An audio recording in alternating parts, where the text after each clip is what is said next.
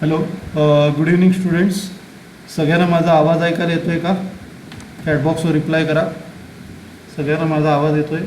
Okay, तर आपण start करूया. मी तुम्हाला फाईल पाठवतो.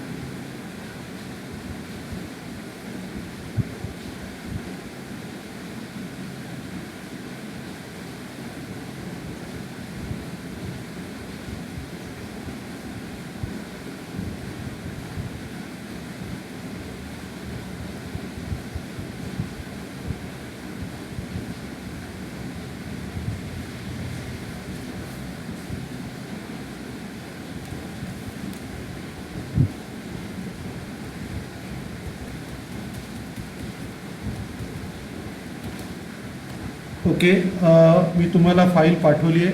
तर आपण आता स्टार्ट करूया. मी स्क्रीन शेअर करतो.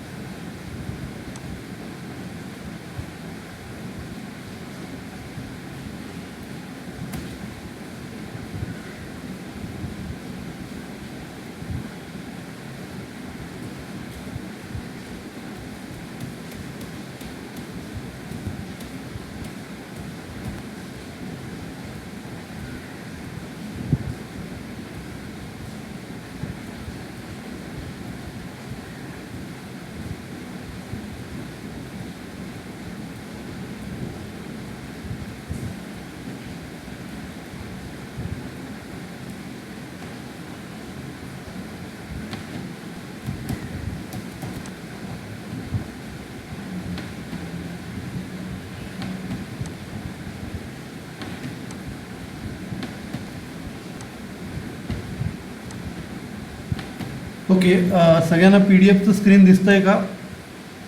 हॅलो, सगळ्यांना पी डी एफचं स्क्रीन दिसतंय का? ओके, तर हा आपला 12वा मॉड्यूलमधला प्रॉब्लेम आहे. नोट्समध्ये चुकीचा प्रॉब्लेम टाकला गेला आहे, तो मी तुम्हाला रिप्लेस करून पाठवीन. तर हा मॉड्यूलमधला 13वा प्रॉब्लेम आहे. मॉड्यूलमधला 12वा आहे आणि मी पाठवला आहे त्याच्यातला 13वा आहे. तर तो दुसरा प्रॉब्लेम तिथे टाकला आहे मी, पण आपल्याला हा सॉल्व करायचा आहे 12वा. तर आता याच्यात आपण नवीन कॉन्सेप्ट शिकणार आहोत, स्टॉक टर्नओव्हर रेशो. आता स्टॉक टर्नओव्हर रेशो एकदम सोपा आहे. तर याच्यात आपण काय करतो, त्याचा जो फॉर्म्युला आहे cost of goods sold upon average inventory. आता कॉस्ट ऑफ गुड्स सोल्डचा अर्थ काय होतो की ज्या वस्तू आपण सेल केलेल्या आहेत, त्याची ओरिजिनल कॉस्ट, त्याची मूळ किंमत. तर त्याची मूळ किंमत जी आहे ती आपल्याला काढायला लागते, कॉस्ट ऑफ गुड्स सोल्ड. आता ही कॉस्ट ऑफ गुड्स सोल्ड आपण कशी काढतो?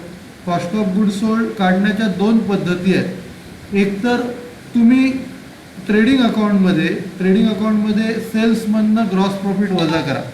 सेल्समधनं ग्रॉस प्रॉफिट वजा केला की उरतो तुमचा ग्रॉस प्रॉफिट. सेल्समधनं ग्रॉस प्रॉफिट वजा केला की कॉस्ट ऑफ गुड्स सोल्ड मिळतो. किंवा दुसरी पद्धत अशी आहे, तुम्ही ट्रेडिंग अकाउंटचे डेबिटचे सगळे आयटमची टोटल घ्या. ट्रेडिंग अकाउंटच्या सगळ्या डेबिट आयटमची टोटल घ्या आणि त्याच्यातनं क्रेडिट वजा करा. म्हणजे डेबिटचे आयटम ग्रॉस प्रॉफिट सोडून सगळे घ्यायचे, आणि क्रेडिटचे सेल्स सोडून सगळे घ्यायचे. म्हणजे opening stock, purchases, wedges, carriage हे 4 डेबिटचे आयटम घेतले. Opening stock, purchase, wedges, carriage. Gross profit घ्यायचा नाही आणि क्रेडिटला सेल्स नाही घ्यायचा, क्लोजिंग स्टॉक घ्यायचा. तर हे जे 4 आयटम्स आहेत, opening stock, purchase, wedges, carriage, त्यांच्या टोटलमधनं क्लोजिंग स्टॉक वजा करायचा. त्यांच्या टोटलवरनं काय करायचं? क्लोजिंग स्टॉक वजा करायचा. ती एक पद्धत आहे. किंवा दुसरी पद्धत सेल्समधनं ग्रॉस प्रॉफिट घ्या. म्हणजे थोडक्यात काय करायचं माहिती आहे का, जे एका फॉर्म्युल्यामध्ये नाही ते दुसऱ्या फॉर्म्युल्यामध्ये आहे. पहिला फॉर्म्युला डेबिट मायनस क्रेडिट सांगितला, त्याच्यात ओपनिंग आहे, परचेस आहे, वेजेस आहे आणि कॅरेज आहे. अशा 4 गोष्टी तिकडे आलेल्या आहेत.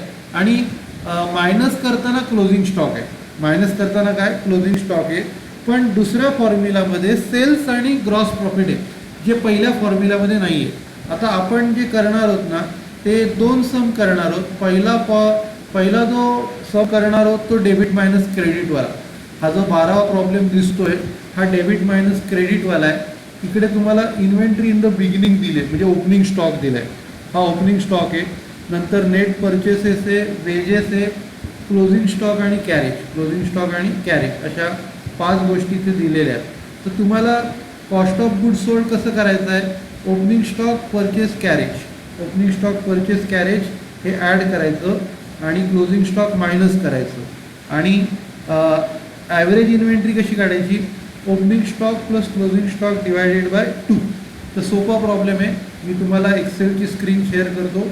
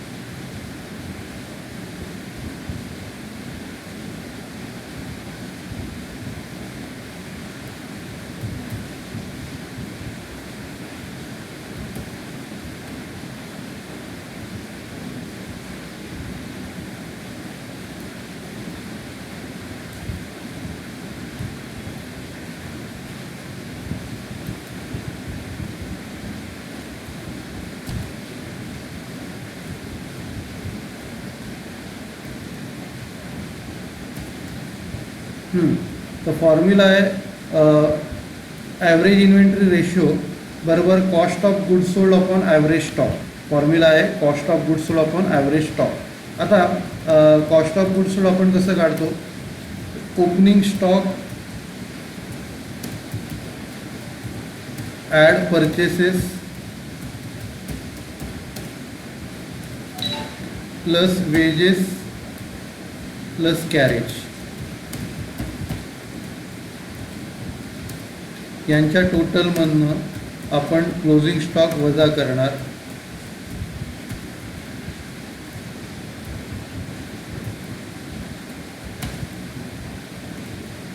म्हणजे तुम्हाला कॉस्ट ऑफ गुड्स सोल्ड मिळेल आणि ॲव्हरेज स्टॉक काढताना तुम्हाला काय करायचं आहे, opening stock plus closing stock divided by 2.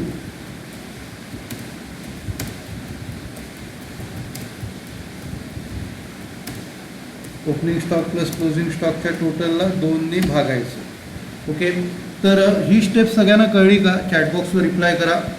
Hello, he step सगळ्यांना कळली का? चॅटबॉक्सवर रिप्लाय करा. सगळे जागे आहेत का झोपले? हॅलो हॅलो, सगळ्यांना ही स्टेप कळली का? रिस्पॉन्स द्या.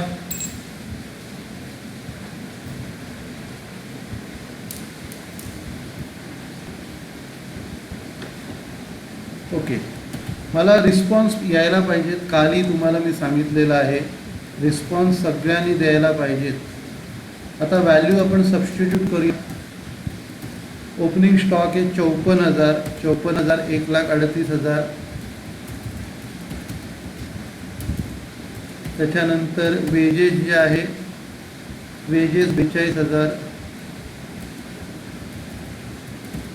नंतर कॅरेज 12,000 आणि क्लोजिंग स्टॉक आहे, क्लोजिंग स्टॉक 66,000. आणि आता याला आपल्याला ॲव्हरेज स्टॉकने भागायचं आहे. तर ॲव्हरेज स्टॉकमध्ये 54,000 प्लस 66,000 डिवायडेड बाय 2 या दोघांच्या टोटलला 2ने भागायचं आहे. तर आता पहिल्यांदा आपण कॉस्ट ऑफ गुड्स सोल्डची व्हॅल्यू काढू. Cost of goods sold 1,80,000.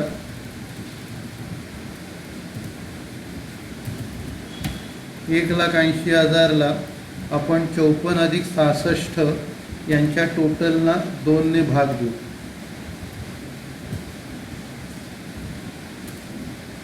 चौपन्न प्लस 66 याची टोटल 120, त्याला 2ने भाग दिलं की 60,000. तर याचं उत्तर 60,000 आहे ॲव्हरेजचं.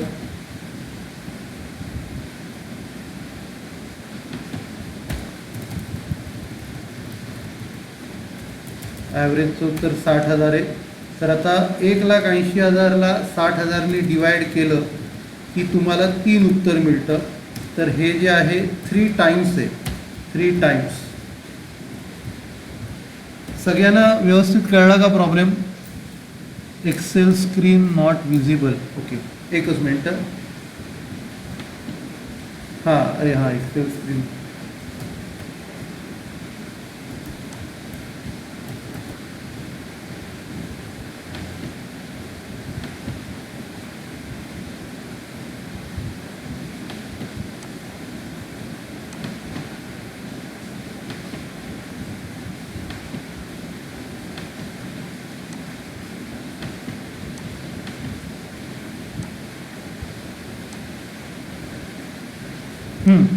ओके, आता एक्सेलचं स्क्रीन दिसतंय का सगळ्यांना?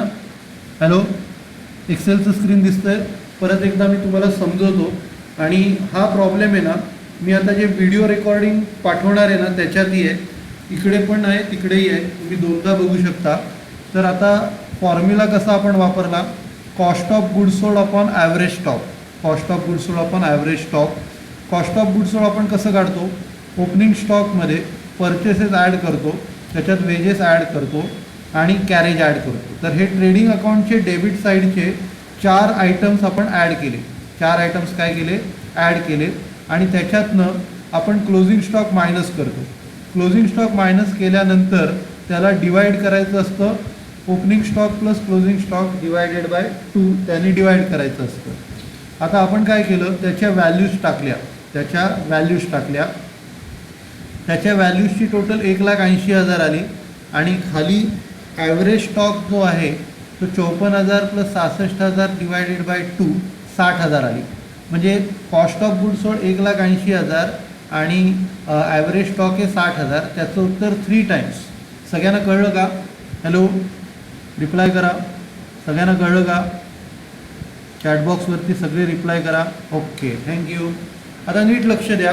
प्रॉब्लेम 13 आपला झाला आहे. आता मी जे व्हिडिओ लेक्चर पाठवणार आहे त्या व्हिडिओ लेक्चरमध्ये 13वा आहेच, शिवाय त्याच्यामध्ये 14वा पण मी केला आहे. 13, 14, 15, 16पर्यंत सगळे झाले.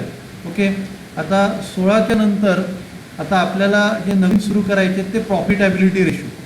तर प्रॉफिटॅबिलिटी रेशो जे आहेत ना ते 4 प्रकारचे असतात.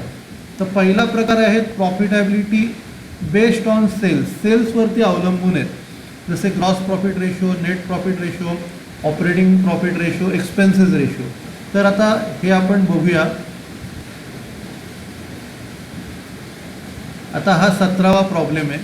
तर 17व्या प्रॉब्लेममध्ये त्यांनी सांगितलं आहे following information is available. Okay, मी तुम्हाला याची शेअर करतो, PDF फाईल शेअर करतो.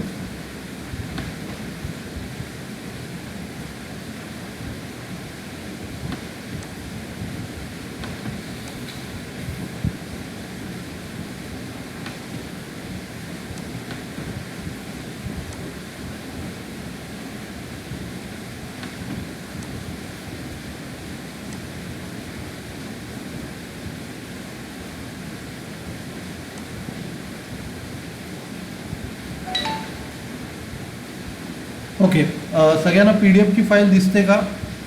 हॅलो, सगळ्यांना PDF ची फाईल दिसते का? चॅटबॉक्सवर लिहा.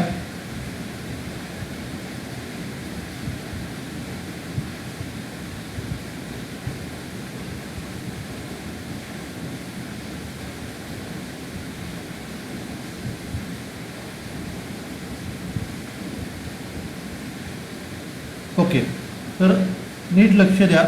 आता हा प्रॉब्लेम आहे. जसं मी तुम्हाला सांगितलं प्रॉफिटॅबिलिटी रेशो 4 प्रकारचे आहेत. प्रॉफिटॅबिलिटी रेशो 4 प्रकारचे आहेत. तर पहिला प्रकार आहे प्रॉफिटॅबिलिटी बेस्ड ऑन सेल्स, जे सेल्सवरती अवलंबून आहेत.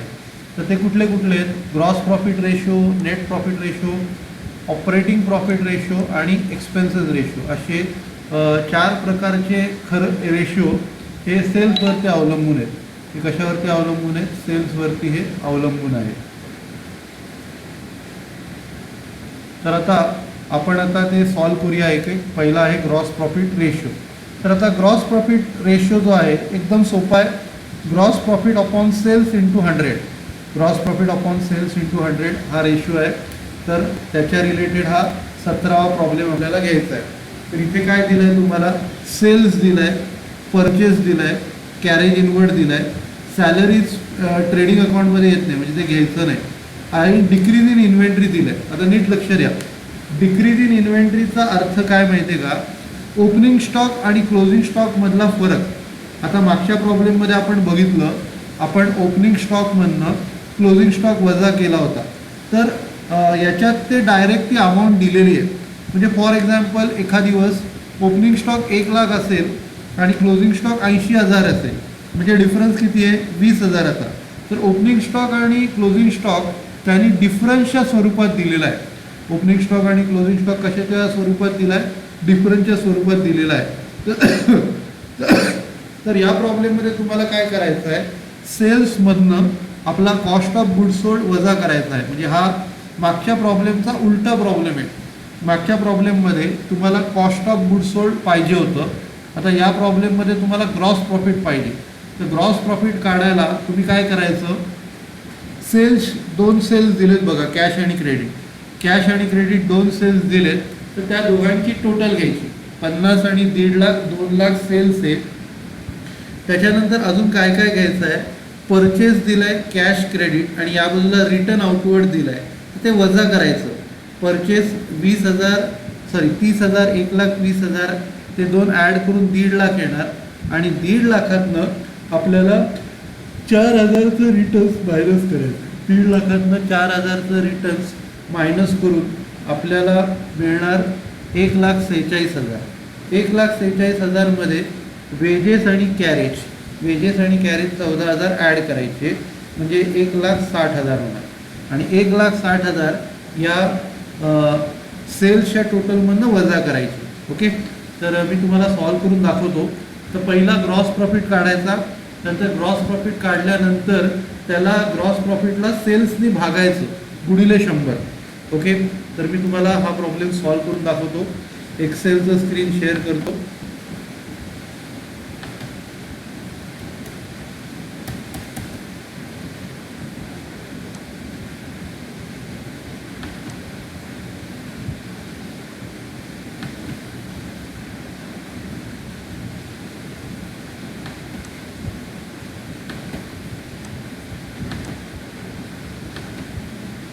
ओके, सगळ्यांना एक्सेलचं स्क्रीन दिसतंय का? चॅटबॉक्सवर लिहा. सगळ्यांना एक्सेलचं स्क्रीन दिसतंय का? ओके, तर आपण स्टार्ट करूया. तर पहिली गोष्ट इथे आपल्याला ग्रॉस प्रॉफिट काढायला लागणार आहे. ग्रॉस हा आहे 17वा प्रॉब्लेम. 17वा प्रॉब्लेम आपण घेतोय. पहिली गोष्ट ग्रॉस प्रॉफिट काढायला लागेल. ग्रॉस प्रॉफिटचा जो फॉर्म्युला आहे total sales minus cost of goods sold. तर इथे कॉस्ट ऑफ गुड्स सोल्ड वरती सांगितलं तसंच काढायचं आहे.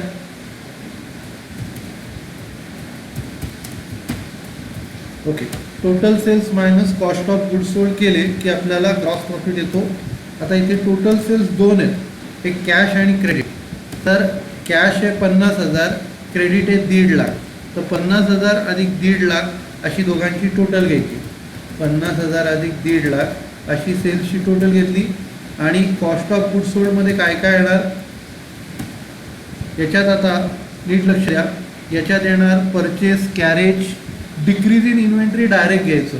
परचेसमधनं तुम्हाला रिटर्न आउटवर्ड लेस करायचं आहे. Purchase, carriage, decrease in inventory आणि वेजेस असे 4 आयटम येतील. तर आता इथे आपण त्यांची नावं लिहू.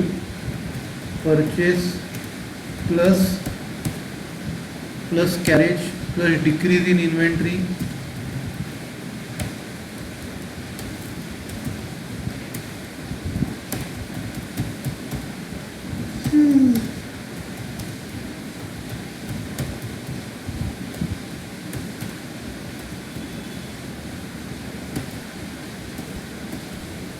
Plus wedges. तर या चौघांची टोटल केली की तुम्हाला कॉस्ट ऑफ गुड्स सोल्ड मिळेल. आता इथे 50,000 प्लस 1.5 लाख हे 2 लाख येणार. आणि 2 लाखातनं आपल्याला cost of goods sold minus करायचं आहे. तर cost of goods sold calculate करूया आपण. त्याच्यात पहिलं परचेसेस आहे. परचेसेस आपण कसं काढतो? कॅश आणि क्रेडिट ॲड करतो आणि रिटर्न आउटवर्ड वजा करतो. तर इकडे 30,000 प्लस 1,20,000,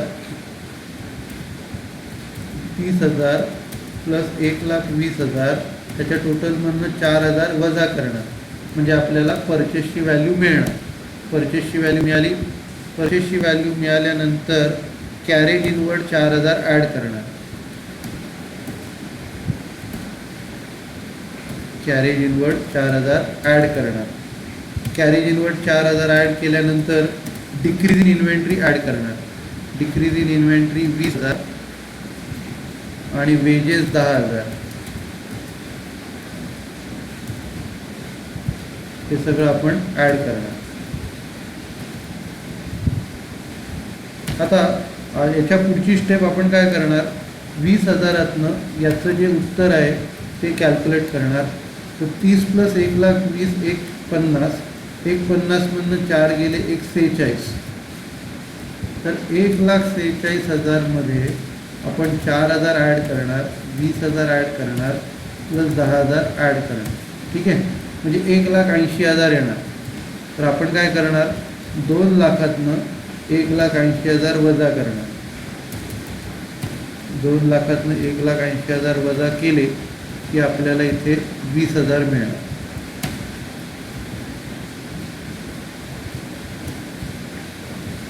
सगळ्यांना ही स्टेप लक्षात आली का? आपण ग्रॉस प्रॉफिट कसा काढला ते 2 लाख आपले सेल्स आहे आणि 1,80,000 आपला कॉस्ट ऑफ गुड्स सोल्ड आणि तो वजा करून आपल्याला मिळालं उत्तर 20,000. सगळ्यांच्या लक्षात आलं? Hello, okay. आता ग्रॉस प्रॉफिट रेशोचा फॉर्म्युला वापरायचा. ग्रॉस प्रॉफिट रेशोचा फॉर्म्युला आहे gross profit upon sales into 100.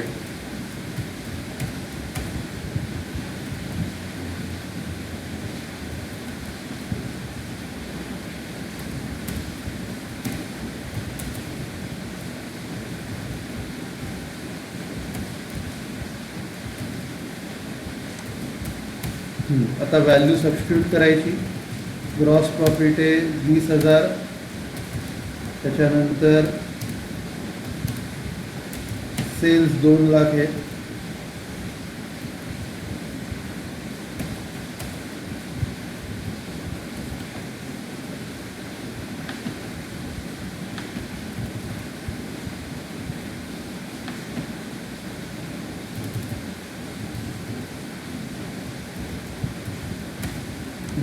आपण 2 लाख इंटू 100 म्हणजे ते येणार 10%.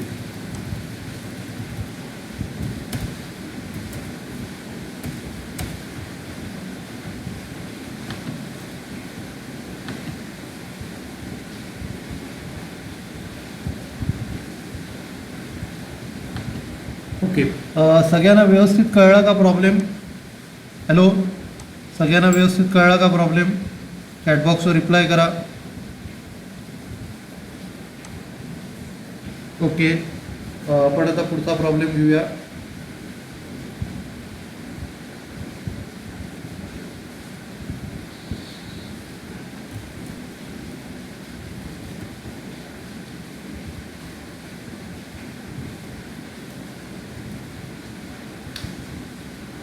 मी तुम्हाला PDF चं स्क्रीन शेअर करतो.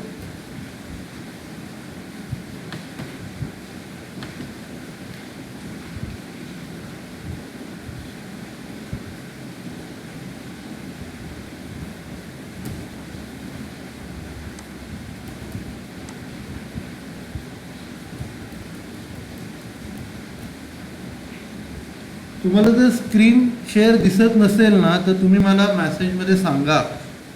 ओके, स्क्रीन शेअर झालं नसेल तर मेसेजमध्ये तसं लिहा तुम्ही. कधी कधी माझ्या लक्षात नाही येत.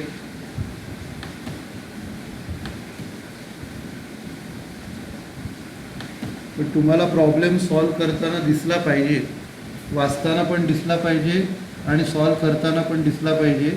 जर समजा स्क्रीन दिसत नसेल, मी आपलं एक्सप्लेन करतोय, तर तसं तुम्ही मेसेजमध्ये टाका. आता 18वा प्रॉब्लेम. सगळ्यांना PDF स्क्रीन दिसतंय? Hello, okay. तर आता 18वा प्रॉब्लेम आपल्याला करायचा आहे. 18व्या प्रॉब्लेममध्ये त्यांनी सांगितलं आहे gross profit ratio of X Limited was 25%. आता इथे तुम्हाला नेट प्रॉफिट रेशो काढायचा आहे. जसा मगाशी ग्रॉस प्रॉफिट रेशो तुम्ही काढला तसा नेट प्रॉफिट रेशो आहे. आता नेट प्रॉफिट रेशोचा फॉर्म्युला कसा आहे की ग्रॉस प्रॉफिटच्या ऐवजी नेट प्रॉफिट घ्यायचा, बाकी खालचा डिनॉमिनेटर सेम आहे. मगाशी आपण सेल्सला डिवाइड करून इंटू 100 केला तसाच हा पण फॉर्म्युला आहे. म्हणजे फक्त ग्रॉस प्रॉफिटच्या ऐवजी तुम्हाला इकडे नेट प्रॉफिट घ्यायचा आहे. तर net profit upon sales into 100 असा फॉर्म्युला आहे. तर आता या प्रॉब्लेममध्ये gross profit of X Limited was 25% दिलेलं आहे. म्हणजे ग्रॉस प्रॉफिटचा जे पर्सेंटेज आहे ते 25% आहे. नंतर क्रेडिट सेल 20 लाख दिले, क्रेडिट सेल्स दिलेत 20 लाख आणि कॅश सेल्स त्यांनी म्हटलं आहे 10% ऑफ द टोटल रिव्हेन्यू. आता नीट लक्ष द्या, कॅश सेल्स किती आहे? 10% ऑफ द टोटल रिव्हेन्यू. म्हणजे टोटल सेल्सचे 10% कॅश सेल्स आहे, पण टोटल सेल्स आपल्याला दिले नाही आहे. आता नीट लक्ष द्या, जर कॅश सेल्स 10% असतील तर क्रेडिट सेल 90% येणार. क्रेडिट सेल किती येणार? 90%. तर 20 लाख ही 90%ची अमाऊंट आहे. 20 लाख ही 90%ची अमाऊंट आहे. तर आपल्याला 100%ची अमाऊंट काढायची आहे. पुढे काय सांगितलं आहे? You are required to calculate net profit ratio if indirect expenses of the X Limited were ₹50. आता नीट लक्ष द्या, इथे सगळ्यात पहिली गोष्ट सेल्स काढायची. पहिली गोष्ट काय काढायची? सेल्स. आता समजा सेल्स आपले सेल्सची अमाऊंट आपली 30 लाख निघाली. सेल्सची अमाऊंट समजा 30 लाख निघाली, तर त्याचे 25% हा ग्रॉस प्रॉफिट आहे. तर 30 लाखाचे 25% होतात 7.5 लाख. 30 लाखाचे 25% किती होतात? 7.5 लाख. तर 7.5 लाख ग्रॉस प्रॉफिट आला. ग्रॉस प्रॉफिट आला 7.5 लाख. त्याच्यातनं इनडायरेक्ट एक्सपेन्सेस 50,000 वजा करायचे. इनडायरेक्ट एक्सपेन्सेस 50,000 वजा केले की नेट प्रॉफिट 7 लाख येणार. 7.5 लाखातनं 50,000 वजा केले की नेट प्रॉफिट येणार 7 लाख. आणि त्या 7 लाखाला सेल्सच्या अमाऊंटनी डिवाईड करायचं. त्या 7 लाखाला काय करायचं? सेल्सच्या अमाऊंटनी डिवाईड करायचं. ठीक आहे. तर आपण स्टार्ट करूया. मी तुम्हाला एक्सेलचं स्क्रीन शेअर करतो. आणि जर स्क्रीन येत नसेल तर मला तिथल्या तिथे सांगा. तुम्हाला रिक्वेस्ट आहे.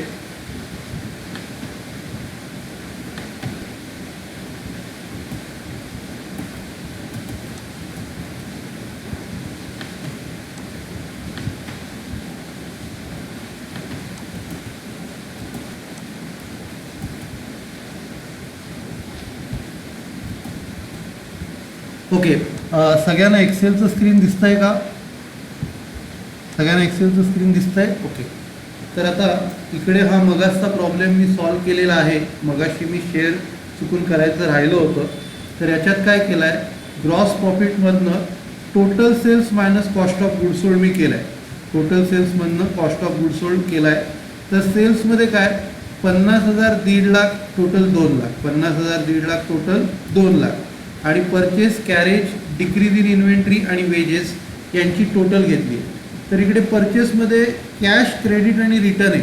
तर 30,000, 20,000, 1.5 लाख आणि 1.5 लाख वजा 1.5 लाख वजा 4 लाख केले की 1,46,000 होता. तर परचेसची अमाऊंट 1,46,000 आहे. परचेसची अमाऊंट 1,46,000 आहे. त्याच्यात काय केलं? कॅरेज, डिक्रीज इन इन्व्हेंटरी आणि वेजेस ॲड केले म्हणजे 1,80,000 आले. 2 lakh sales, 1,80,000 cost of good sold वजा करून ग्रॉस प्रॉफिट आला 20,000. वजा करून ग्रॉस प्रॉफिट किती आला? 20,000. आणि नंतर मग आपण काय केलं? ग्रॉस प्रॉफिट रेशो काढला. ग्रॉस प्रॉफिट रेशो कसा काढतो? Gross profit upon sales into 100. Gross profit upon sales into 100 असं करून हा 10% आपण काढला. 20,000 भागिले 2 लाख गुणिले 100 म्हणजे हा 10% झाला. ठीक आहे. तर आता पुढचा प्रॉब्लेम 18वा आपण करतोय. सगळ्यांना एक्सेलचं स्क्रीन दिसतंय ना? हॅलो, सगळ्यांना एक्सेलचं स्क्रीन दिसतंय का? चॅट बॉक्सवर रिप्लाय करा. ओके. तर आता आपण 18वा प्रॉब्लेम घेऊया.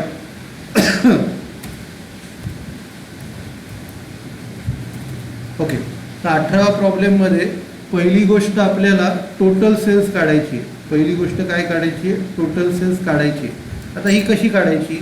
आपल्याला इथे सांगितलेलं आहे की जे कॅश सेल्स आहेत हे टोटल सेल्सच्या 10% आहे. तर आपण काय करणार? Cash sales plus credit sales equal to total sales. Cash sales आणि क्रेडिट सेल्सची जर टोटल घेतली तर आपल्याला टोटल सेल्सची व्हॅल्यू मिळते.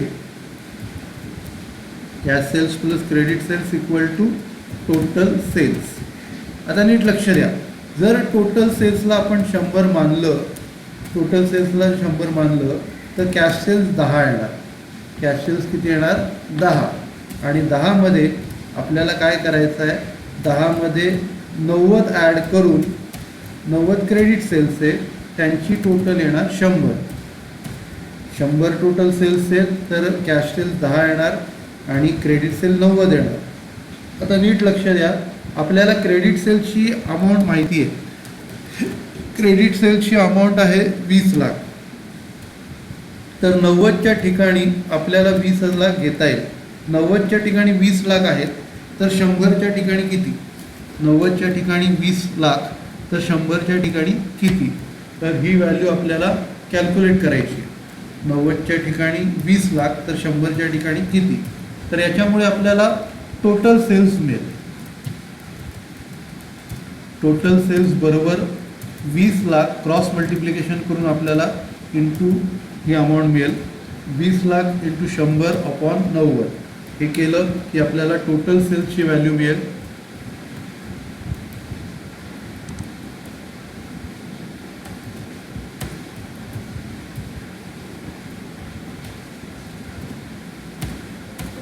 तर याची अमाऊंट येते 22,22,222. सगळे 2-2 येतात.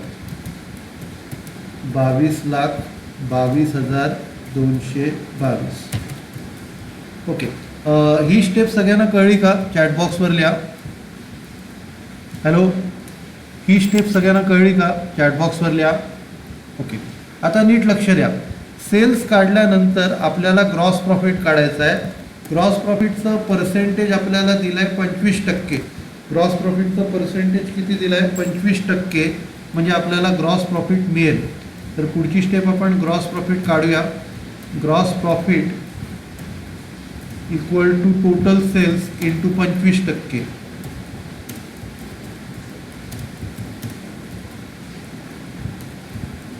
Total sales into 25%. तर इकडे टोटल सेल्स हे 22,22,222. त्याच्यावरती 25%. हा आपला ग्रॉस प्रॉफिट असणार. तर आपण आता ग्रॉस प्रॉफिट काढू किती येतात ते.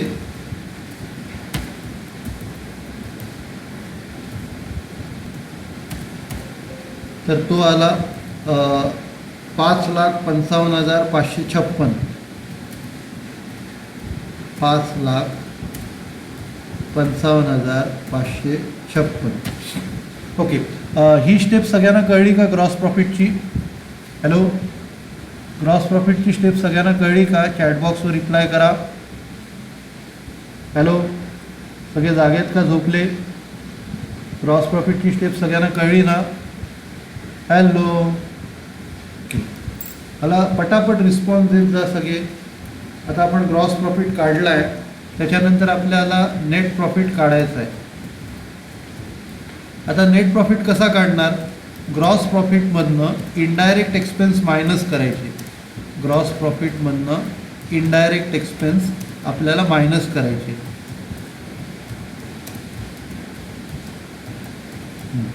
तर ग्रॉस प्रॉफिट आपण काढला 5,55,556. आणि त्याच्यातनं इनडायरेक्ट एक्सपेन्स जे आहेत, इनडायरेक्ट एक्सपेन्स 50,000 दिलेत, ते वजा करायचे. म्हणजे तुम्हाला अमाऊंट मिळणार 5,55,000 मधनं 50,000 गेले किती येतात ते आपण कॅल्क्युलेट करूया.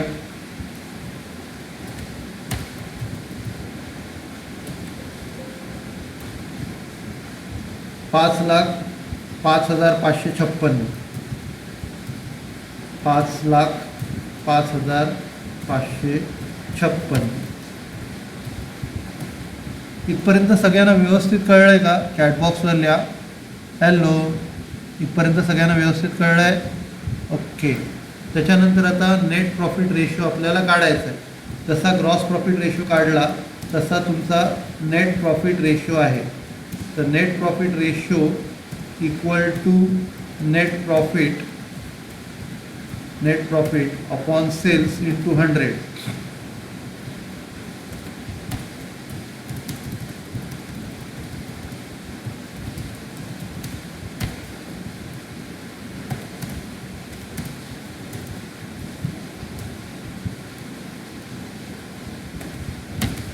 तर नेट प्रॉफिट आपण काढला इकडे 5,05,556 इंटू 100 अपॉन 22,22,222.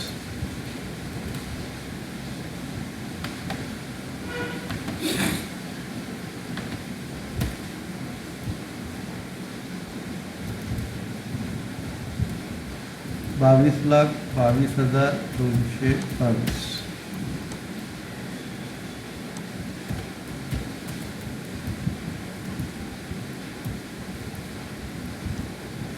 आता याचं उत्तर आपण काढूया. 5,05,556 भागिले 22,22,222 222 इंटू 100 म्हणजे 22.75%. 22.75%.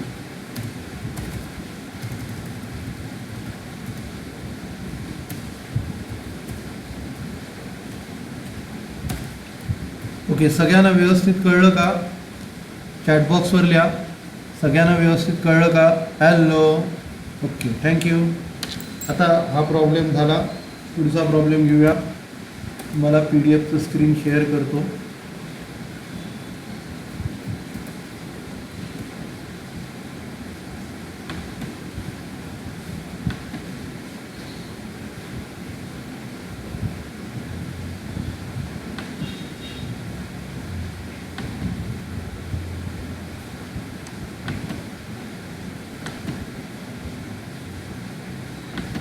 ओके, सगळ्यांना PDF स्क्रीन दिसतंय का?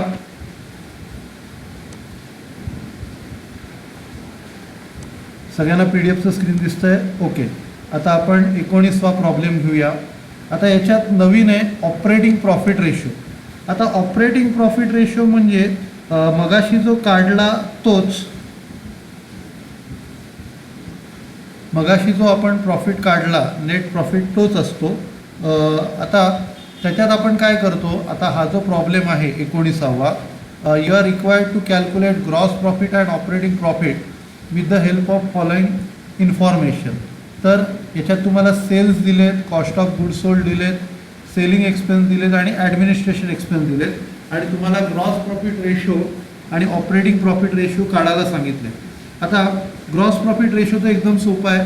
सेल्समधनं कॉस्ट ऑफ गुड सोल्ड वजा केला की तुम्हाला ग्रॉस प्रॉफिट मिळेल आणि ग्रॉस प्रॉफिटवरनं तुम्हाला ग्रॉस प्रॉफिट रेशो काढता येईल.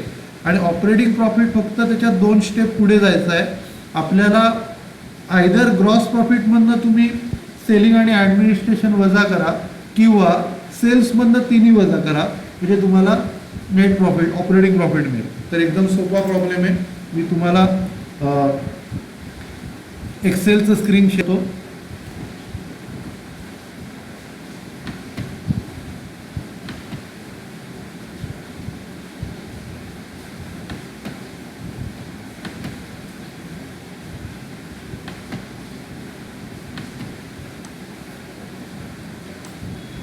सगळ्यांना एक मिनिट, परत हे झालं ना, एक्सेलचं स्क्रीन शेअर करायचं चुकून तुम्हाला PDF स्क्रीन शेअर करतो. एक मिनिट, एक्सेलचं स्क्रीन शेअर करतो.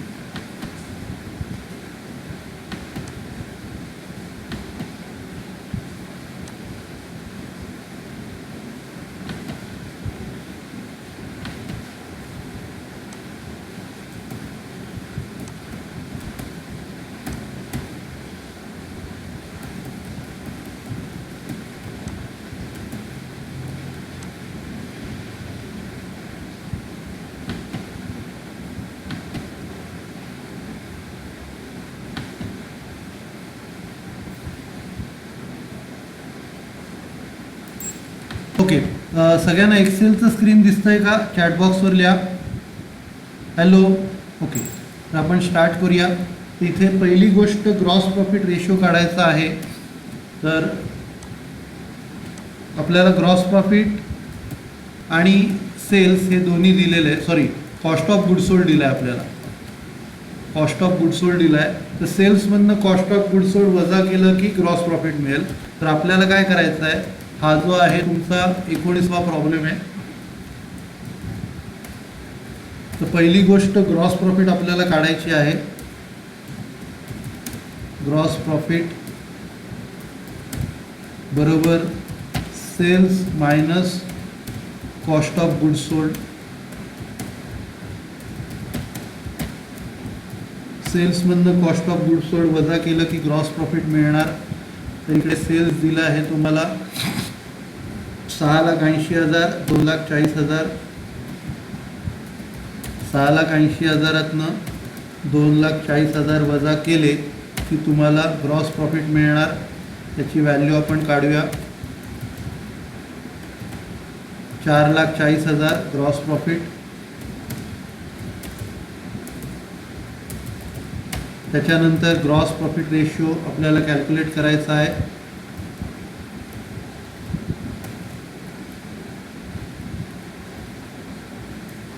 ग्रॉस प्रॉफिट रेशो आहे gross profit upon sales into 100. तर ग्रॉस प्रॉफिट आहे 4,40,000.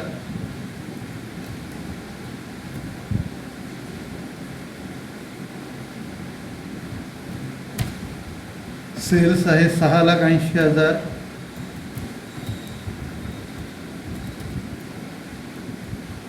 इंटू 100 करायचं म्हणजे उत्तर मिळेल 4,40,000 भागिले 6,80,000 इंटू 100 म्हणजे हे आले 64.671%.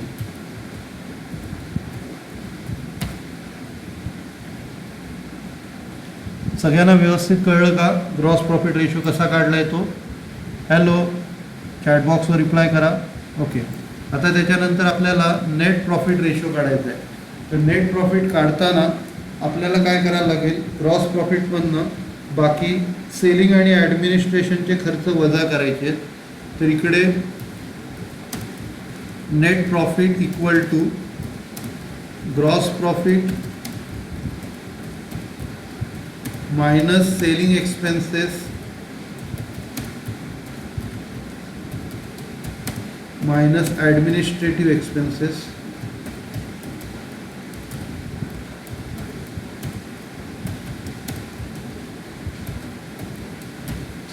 ठीक आहे. तर सेलिंग आणि ॲडमिनिस्ट्रेशन एक्सपेन्स ग्रॉस प्रॉफिटमधून वजा केले की आपल्याला नेट प्रॉफिट मिळणार. तर ग्रॉस प्रॉफिट आहे 4,40,000.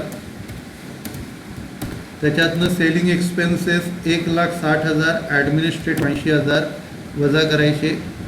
1,60,000 आणि 80,000 हे दोन अमाऊंट ग्रॉस प्रॉफिटमधून वजा करायचे.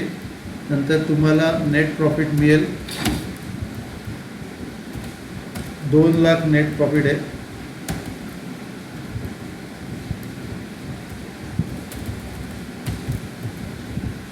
ओके, इथपर्यंत सगळ्यांना प्रॉब्लेम कळला आहे का?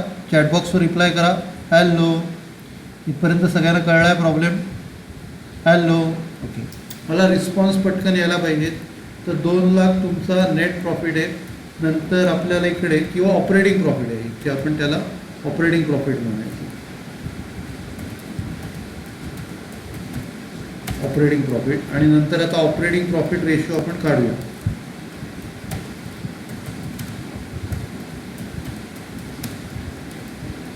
आता कुणाला डाऊट आला असेल ऑपरेटिंग प्रॉफिट आणि नेट प्रॉफिटमध्ये फरक काय? ऑपरेटिंग प्रॉफिट आणि नेट प्रॉफिटमध्ये फरक काय? फरक एवढाच असतो की ऑपरेटिंग प्रॉफिटमध्ये जे एक्सपेन्सेसचे जे आयटम घेतो त्याच्यात आपले जे ऑपरेशनशी रिलेटेड जे खर्च असतात ना आणि इन्कम असतात ते आपण घेत नाही. फॉर एक्झाम्पल, आपण ॲसेट विकून प्रॉफिट झाला, ॲसेट विकून लॉस झाला, तर त्याचा आपल्या मेन ऑपरेशनशी काही संबंध नाही ना. आता फॉर एक्झाम्पल आपलं कॉलेज आहे, तर कॉलेजमध्ये खर्च कुठला आहे? समजा प्रोफेसर लोकांचे पगार देणे हा ऑपरेटिंग एक्सपेन्स आहे आणि तुमच्या ज्या फिया येतात त्या ऑपरेटिंग इन्कम आहे. तर ऑपरेटिंग इन्कम म्हणजे काय? बिझनेस जे करतो आपण, जे काय बिझनेस करतो त्याच्याशी रिलेटेड खर्च आणि इन्कम असेल तर ते ऑपरेशनमध्ये येतात. आणि जर समजा आता आपण एखादी दुसरी ॲक्टिव्हिटी करतो आणि त्याला खर्च काय होतो, तर त्याच्यातनं काय इन्कम असतं, तर ते non operating income, non operating expense असतं. थोडक्यात ऑपरेटिंग प्रॉफिटमध्ये non operating income, non operating expenses घेत नाहीत आणि नेट प्रॉफिटमध्ये सगळंच घेतो. भले ते ऑपरेटिंग असो, नॉन ऑपरेटिंग असो, आपण सगळे प्रकारचे इन्कम आणि सगळ्या प्रकारचे खर्च हे नेट प्रॉफिट काढायला घेतो. पण ऑपरेटिंग प्रॉफिट जर काढायचं असेल तर फक्त ऑपरेटिंग इन्कम आणि ऑपरेटिंग एक्सपेन्सेस हे दोनच घेतो. आलं लक्षात? तर आता आपल्याला इकडे काढायचं आहे ऑपरेटिंग प्रॉफिट रेशो. फॉर्म्युला आहे operating profit upon net sales into 100. Operating profit upon net sales into 100.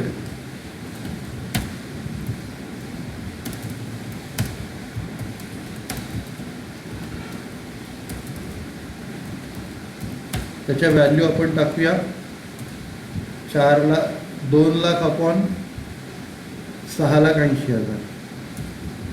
2 lakh upon 6,80,000.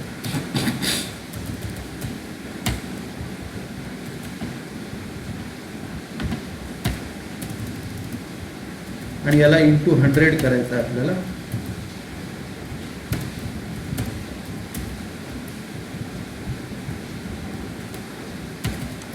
Into 100.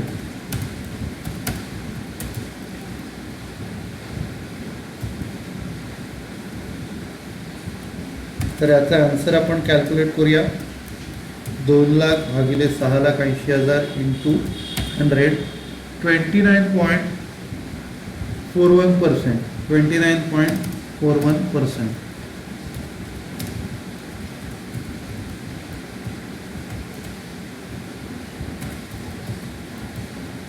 सगळ्यांच्या नीट लक्षात आलं का प्रॉब्लेम?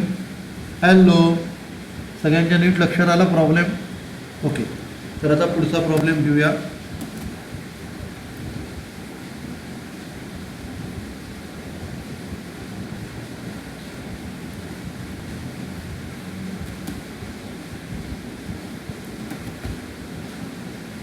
ओके, मी आता PDF ची स्क्रीन शेअर करतो.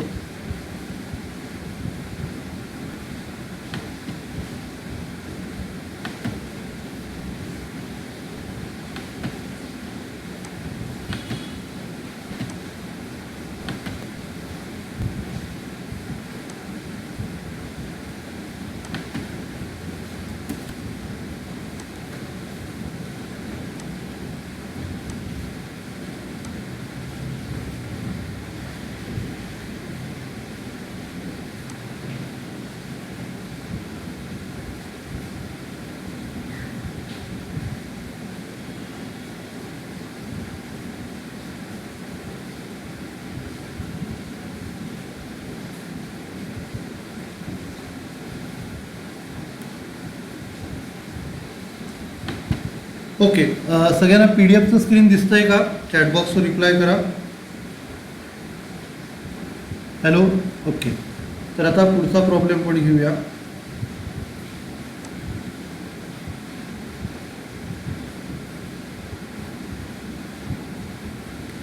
आता पुढचा जो प्रॉब्लेम आहे त्याच्यात आपण आता कॅल्क्युलेट करतो प्रॉफिटेबिलिटी जे आहे ते आपण सेल्सवरती बघितलं. आता दुसरा आपण रिटर्न्स काढतो. Return on total asset, return on capital employed, return on equity. आता नीट लक्ष द्या. याच्यात मी एका प्रॉब्लेममध्ये तुम्हाला नेट प्रॉफिट तुम्हाला दाखवला होता. कसा कसा नेट प्रॉफिट त्याची रूपं बदलतो. म्हणजे पहिलं मी तुम्हाला सांगितलं होतं net profit before interest and tax, म्हणजे इंटरेस्ट आणि टॅक्सच्या अगोदरचा प्रॉफिट. आलं लक्षात? त्याच्यानंतर आपण त्याच्यातनं इंटरेस्ट वजा केलं होतं. मग आपण कॅल्क्युलेट केलं होतं नेट प्रॉफिट बिफोर टॅक्स, म्हणजे पहिलं इंटरेस्ट गेलं, नंतर टॅक्स गेलं. त्याच्यानंतर आपल्याला मिळतं नेट प्रॉफिट आफ्टर टॅक्स. काय मिळतं? Net profit after tax. आणि त्याच्यातनं प्रेफरन्स डिव्हिडंड जातो. म्हणजे आपल्या ज्या आपण जो प्रॉफिट काढतो त्याच्यातनं 3 गोष्टी जातात. पहिलं म्हणजे इंटरेस्ट जातं. पहिलं म्हणजे काय जातं? इंटरेस्ट. दुसरं जातं टॅक्स. दुसरं काय जातं? टॅक्स. तिसरं काय जातं? Preference dividend. या 3 गोष्टी आपल्या जातात आणि नंतर जो उरलेला प्रॉफिट असतो तो इक्विटी शेअर होल्डर, जे कंपनीचे खरे शेअर होल्डर आहेत. खरे शेअर होल्डर कोण असतात? कंपनीचे इक्विटी शेअर होल्डर्स आहेत. तर यांना जो प्रॉफिट जातो तो कुठला असतो? सगळे प्रॉफिट वजा केल्यानंतर जो उरतो तो इक्विटी शेअर होल्डर्सवाल्यांचा असतो. म्हणजे काय काय वजा केलं? इंटरेस्ट वजा केलं, टॅक्स वजा केला आणि काय वजा केलं? Preference share dividend. तर तसं हे फॉर्म्युले पण बदलतात. आता पहिला फॉर्म्युला आहे रिटर्न ऑन टोटल ॲसेट्स. आता रिटर्न ऑन टोटल ॲसेट्समध्ये आपण काय केलं आहे? प्रॉफिट घेतला आहे टॅक्सच्या नंतरचा. प्रॉफिट कुठला घेतला आहे? टॅक्सच्या नंतरचा. कारण तिकडे सगळे ॲसेट्स एम्प्लॉईड झालेले आहेत. सगळे ॲसेट्स जर एम्प्लॉईड झालेले आहेत तर टॅक्सच्या नंतरचा जो प्रॉफिट राहतो तो घेतो. पण कॅपिटल एम्प्लॉईड जर घेतलं, आता नीट लक्ष द्या, कॅपिटल एम्प्लॉईडसाठी बिफोर टॅक्स घेतो. आता कॅपिटल एम्प्लॉईडमध्ये नीट लक्ष द्या, त्याच्यात इंटरेस्ट पण पकडलं जातं, टॅक्स पण पकडलं जातं. ऐका, आता नीट लक्ष द्या. आपण हा प्रॉफिट कुठला बघतोय? इंटरेस्टच्या नंतरचा पण टॅक्सच्या अगोदरचा. तर कॅपिटल एम्प्लॉईडसाठी नेट प्रॉफिट बिफोर टॅक्स पकडला जातो आणि रिटर्न ऑन इक्विटी आहे तर याच्यात सगळ्यांच्या नंतरचा प्रॉफिट, टॅक्सच्या पण नंतरचा, प्रेफरन्स शेअरच्या पण नंतरचा प्रॉफिट इक्विटीमध्ये पकडला जातो. तर आता आपण पुढचा प्रॉब्लेम ते सॉल्व करायला घेऊया. हा जो 20वा प्रॉब्लेम आहे याच्यात तुम्हाला तिन्ही प्रकारचे रिटर्न्स कॅल्क्युलेट करायचे आहेत. एक म्हणजे return on asset, return on capital employed, return on equity. तर तुम्हाला दिलं काय काय, फिक्स ॲसेट दिलेत, fix asset, current asset, current liabilities, earning before interest and tax, earning before interest and tax, टॅक्सचा रेट दिला आहे, इंटरेस्ट एक्सपेन्स दिले, 10% प्रेफरन्स शेअर कॅपिटल दिला आहे आणि इक्विटी शेअर होल्डर फंड्स दिले. त्याच्यानंतर total assets in the beginning 8 lakh, total assets in the beginning 8 lakh दिले.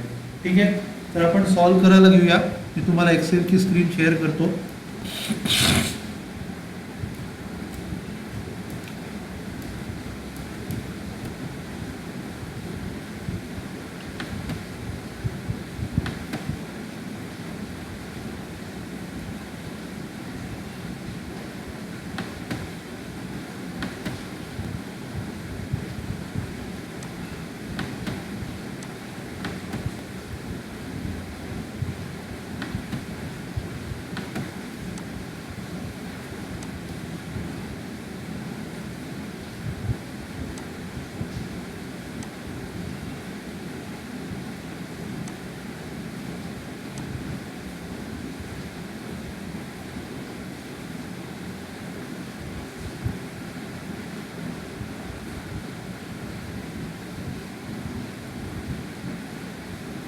ओके, तर सगळ्यांना एक्सेलची स्क्रीन दिसते? हॅलो, सगळ्यांना एक्सेलची स्क्रीन दिसते? ओके, तर आपण सॉल्व करूया. हा जो आहे हा आपला 20वा प्रॉब्लेम आहे.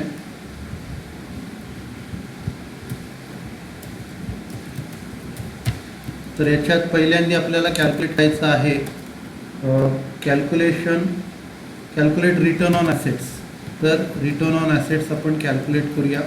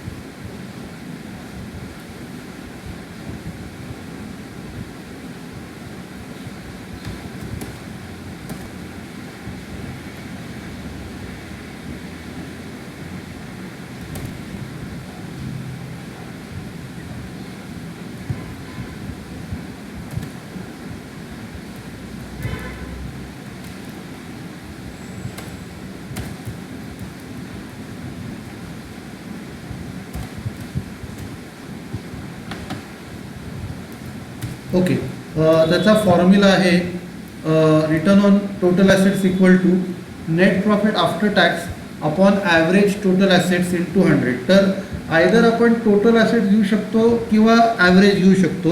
ॲव्हरेज आपण कधी घेतो? जर ओपनिंग व्हॅल्यू माहिती असेल तर.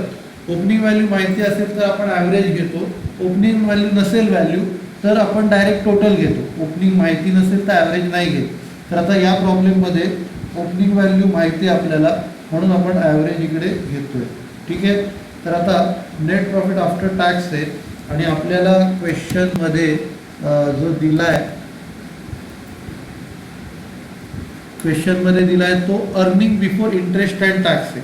म्हणजे आपल्याला या प्रॉफिटमधनं इंटरेस्ट आणि टॅक्स दोन्ही वजा करायचं आहे कारण नेट प्रॉफिट आफ्टर टॅक्स दिला आहे. तर हे कसं करायचं?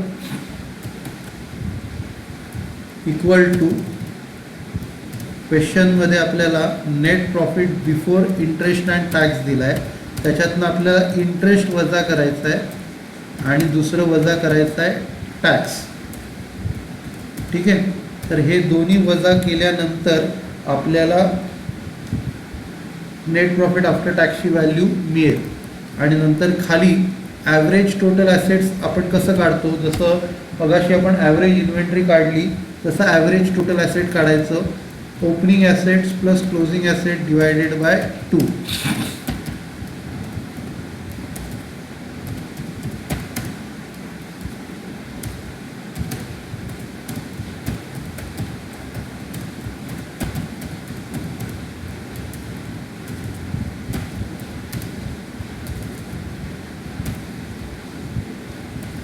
तर टोटलला 2ने भागायचं.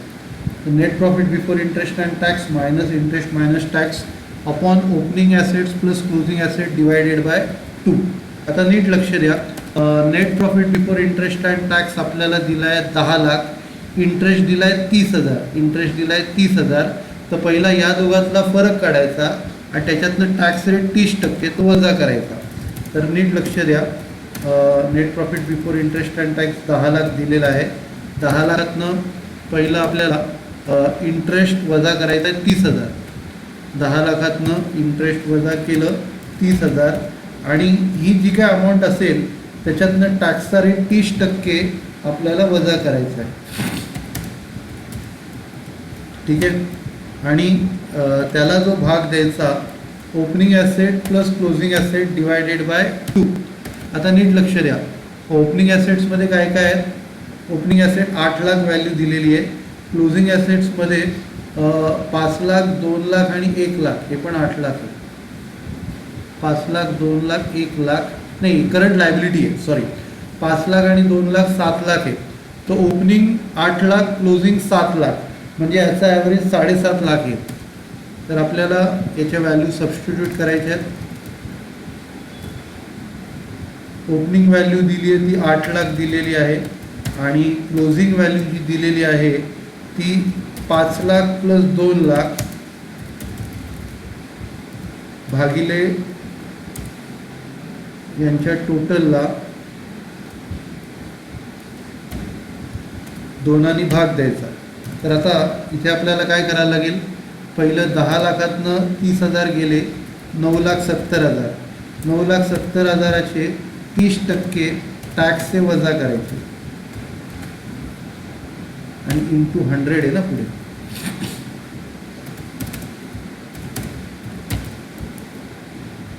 टक्केवारी काढायची म्हणून इंटू 100.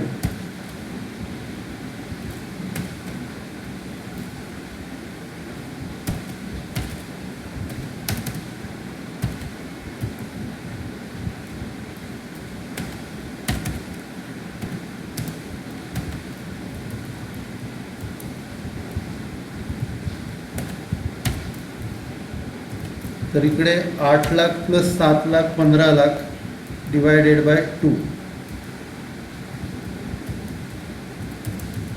म्हणजे याचं 7.5 लाख येईल आणि 9,70,000चं 30%,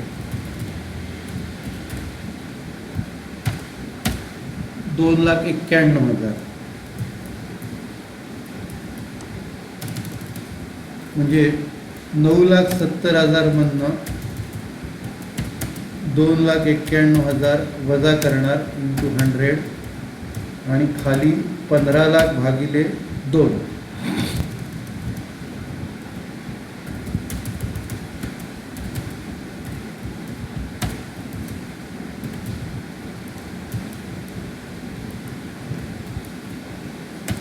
हे मायनस करायचं आपल्याला.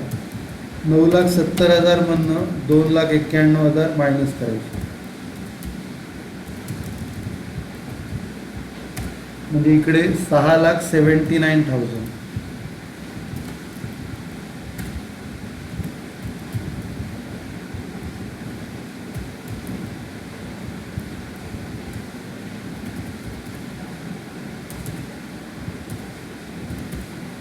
$6,79,000 upon 7 lakh into 100, 7.5 lakh into 100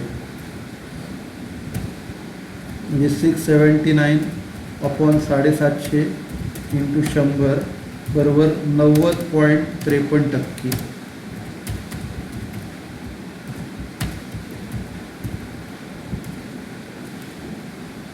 सगळ्यांना व्यवस्थित कळलं का? चॅटबॉक्सवर लिहा. हॅलो, सगळ्यांना व्यवस्थित कळलं का? ओके. तर रिटर्न ऑन टोटल ॲसेट्स आपण काढलं. रिटर्न ऑन टोटल ॲसेट्स काढल्यानंतर पुढे आपल्याला विचारलं आहे रिटर्न ऑन कॅपिटल एम्प्लॉईड. आता नीट लक्ष द्या. रिटर्न ऑन कॅपिटल एम्प्लॉईडला ॲक्च्युली सगळ्यात अगोदरचा प्रॉफिट लागतो. इथे एक मिस्टेक झाली आहे. इथे जे फॉर्म्युलामध्ये मी म्हटलं आहे net profit before interest and tax आहे. या प्रॉब्लेममध्ये फक्त बिफोर टॅक्स म्हटलं आहे, ते खरं बिफोर इंटरेस्ट अँड टॅक्स आहे. ठीक आहे. तर आता आपण रिटर्न ऑन कॅपिटल एम्प्लॉईड काढूया. आत्ता लिहितोय तो ओरिजिनल फॉर्म्युला आहे, नोट्समध्ये जरा चुकलं आहे. रिटर्न ऑन कॅपिटल एम्प्लॉईड म्हणजे इकडे तुम्हाला इंटरेस्ट आणि टॅक्सच्या अगोदरचा प्रॉफिट लागतो, equal to net profit before interest and tax. तिकडे फक्त बिफोर टॅक्स झाला आहे, पण खरं ते बिफोर इंटरेस्ट अँड टॅक्स असं आहे.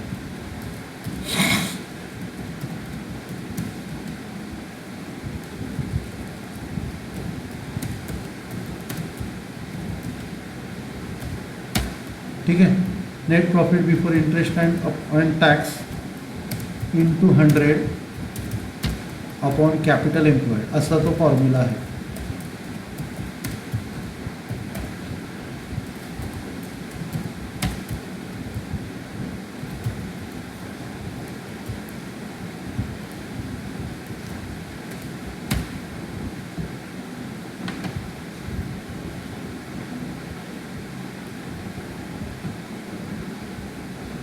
तर नीट लक्ष द्या. आता या प्रॉब्लेममध्ये कॅपिटल एम्प्लॉईड आपण कसं काढतो? टोटल ॲसेट्समधनं करंट लायबिलिटीज वजा करतो. म्हणजे इथे नेट प्रॉफिट बिफोर इंटरेस्ट आणि टॅक्स इंटू 100 याला आपण डिवाइड करणार टोटल ॲसेट्स मायनस करंट लायबिलिटीजनी.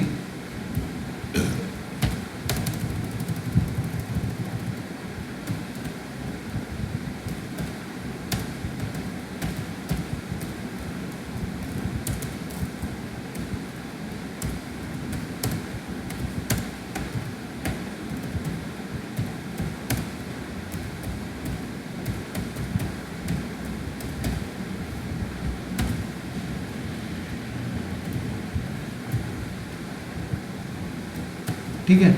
तर आता नीट लक्ष द्या. आपल्याकडे net profit before interest and टॅक्सची व्हॅल्यू ऑलरेडी आहे 10 लाख रुपये, जी मगाशी आपण सगळ्यात स्टार्टिंगला घेतली आहे 10 लाख. ती net profit before interest and टॅक्सची व्हॅल्यू आहे. तर इकडे 10 लाख पहिले घ्यायचे. 10 lakh upon total assets minus current liabilities. तर टोटल ॲसेट्स 7 लाख काढले आणि करंट लायबिलिटीज 1 लाख आहे. तर 7 लाखातनं आपल्याला 1 लाख वजा करायचे आहेत. 7 लाखातनं 1 लाख लायबिलिटी वजा करायची, 6 लाख येईल. आणि 10 लाख भागिले 6 लाख इंटू 100.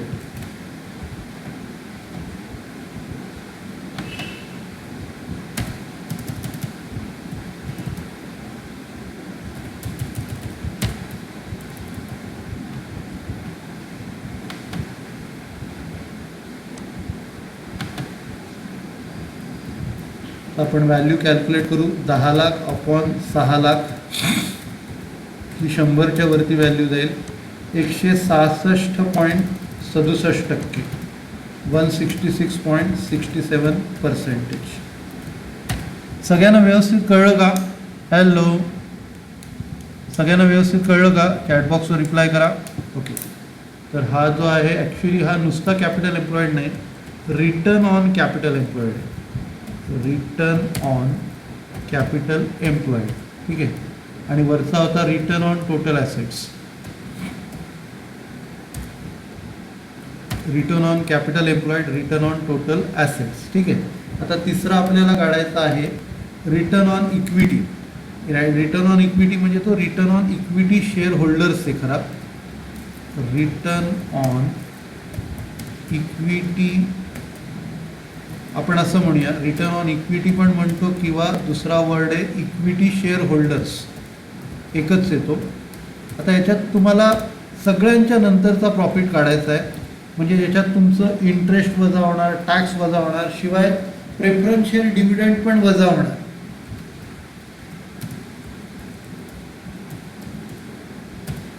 तर इकडे net profit after interest, tax, preference dividend, या तिन्ही गोष्टी वजा होऊन उरलेली अमाऊंट आपल्याला घ्यायची आहे. आणि खाली share holders funds into 100.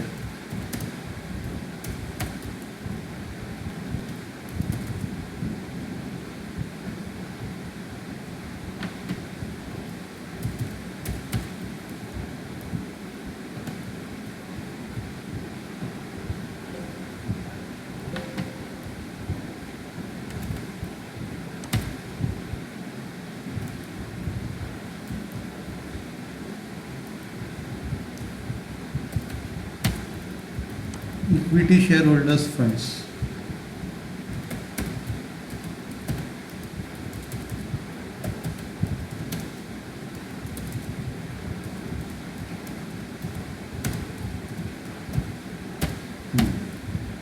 Okay, तर आता आपल्याला इथे काय करायचं आहे, आपण नेट प्रॉफिट आफ्टर टॅक्स काढलेलाच आहे.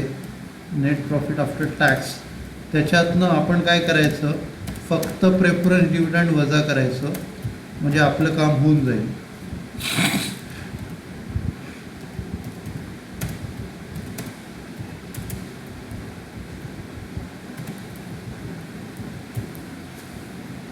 आणि खाली डिनॉमिनेटरला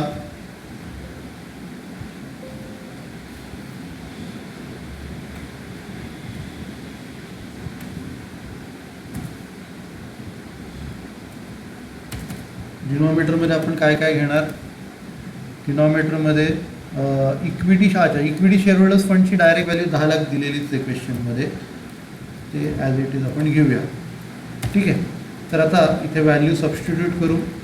equal to net profit after tax जो आहे तो मगाशी काढला 6,79,000.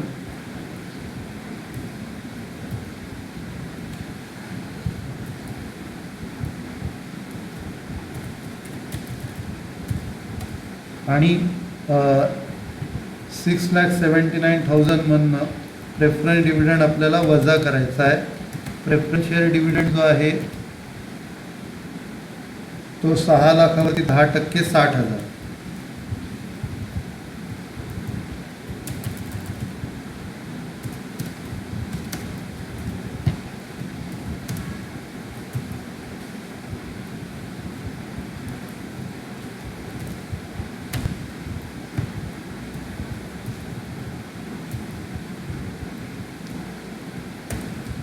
आणि इक्विटी शेअर होल्डर्सची व्हॅल्यू आपल्याला दिलेलीच आहे 10 लाख.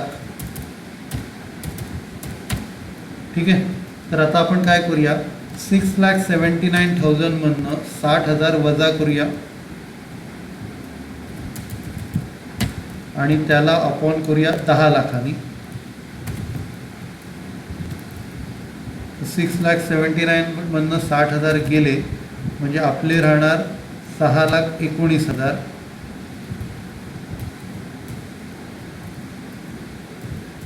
$6,19,000 भागिले 10 लाख इंटू 100.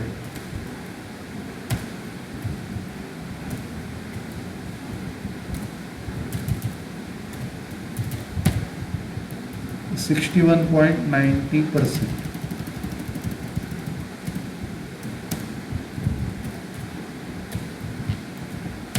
सगळ्यांना व्यवस्थित लक्षात आला का प्रॉब्लेम? हॅलो, सगळ्यांना व्यवस्थित लक्षात आला का? ओके, हा प्रॉब्लेम झाला. आता पुढचा आहे profitability ratio for analysis of owners point of view. आता आपण जेव्हा शेअर्स परचेस करतो कंपनीचे, तेव्हा कुठले कुठले रेशो आपल्याला कामाला येतात ते आहेत हे. तर पहिलं आहे अर्निंग पर शेअर. तर अर्निंग पर शेअर तुम्हाला मी याची PDF की स्क्रीन शेअर करतो.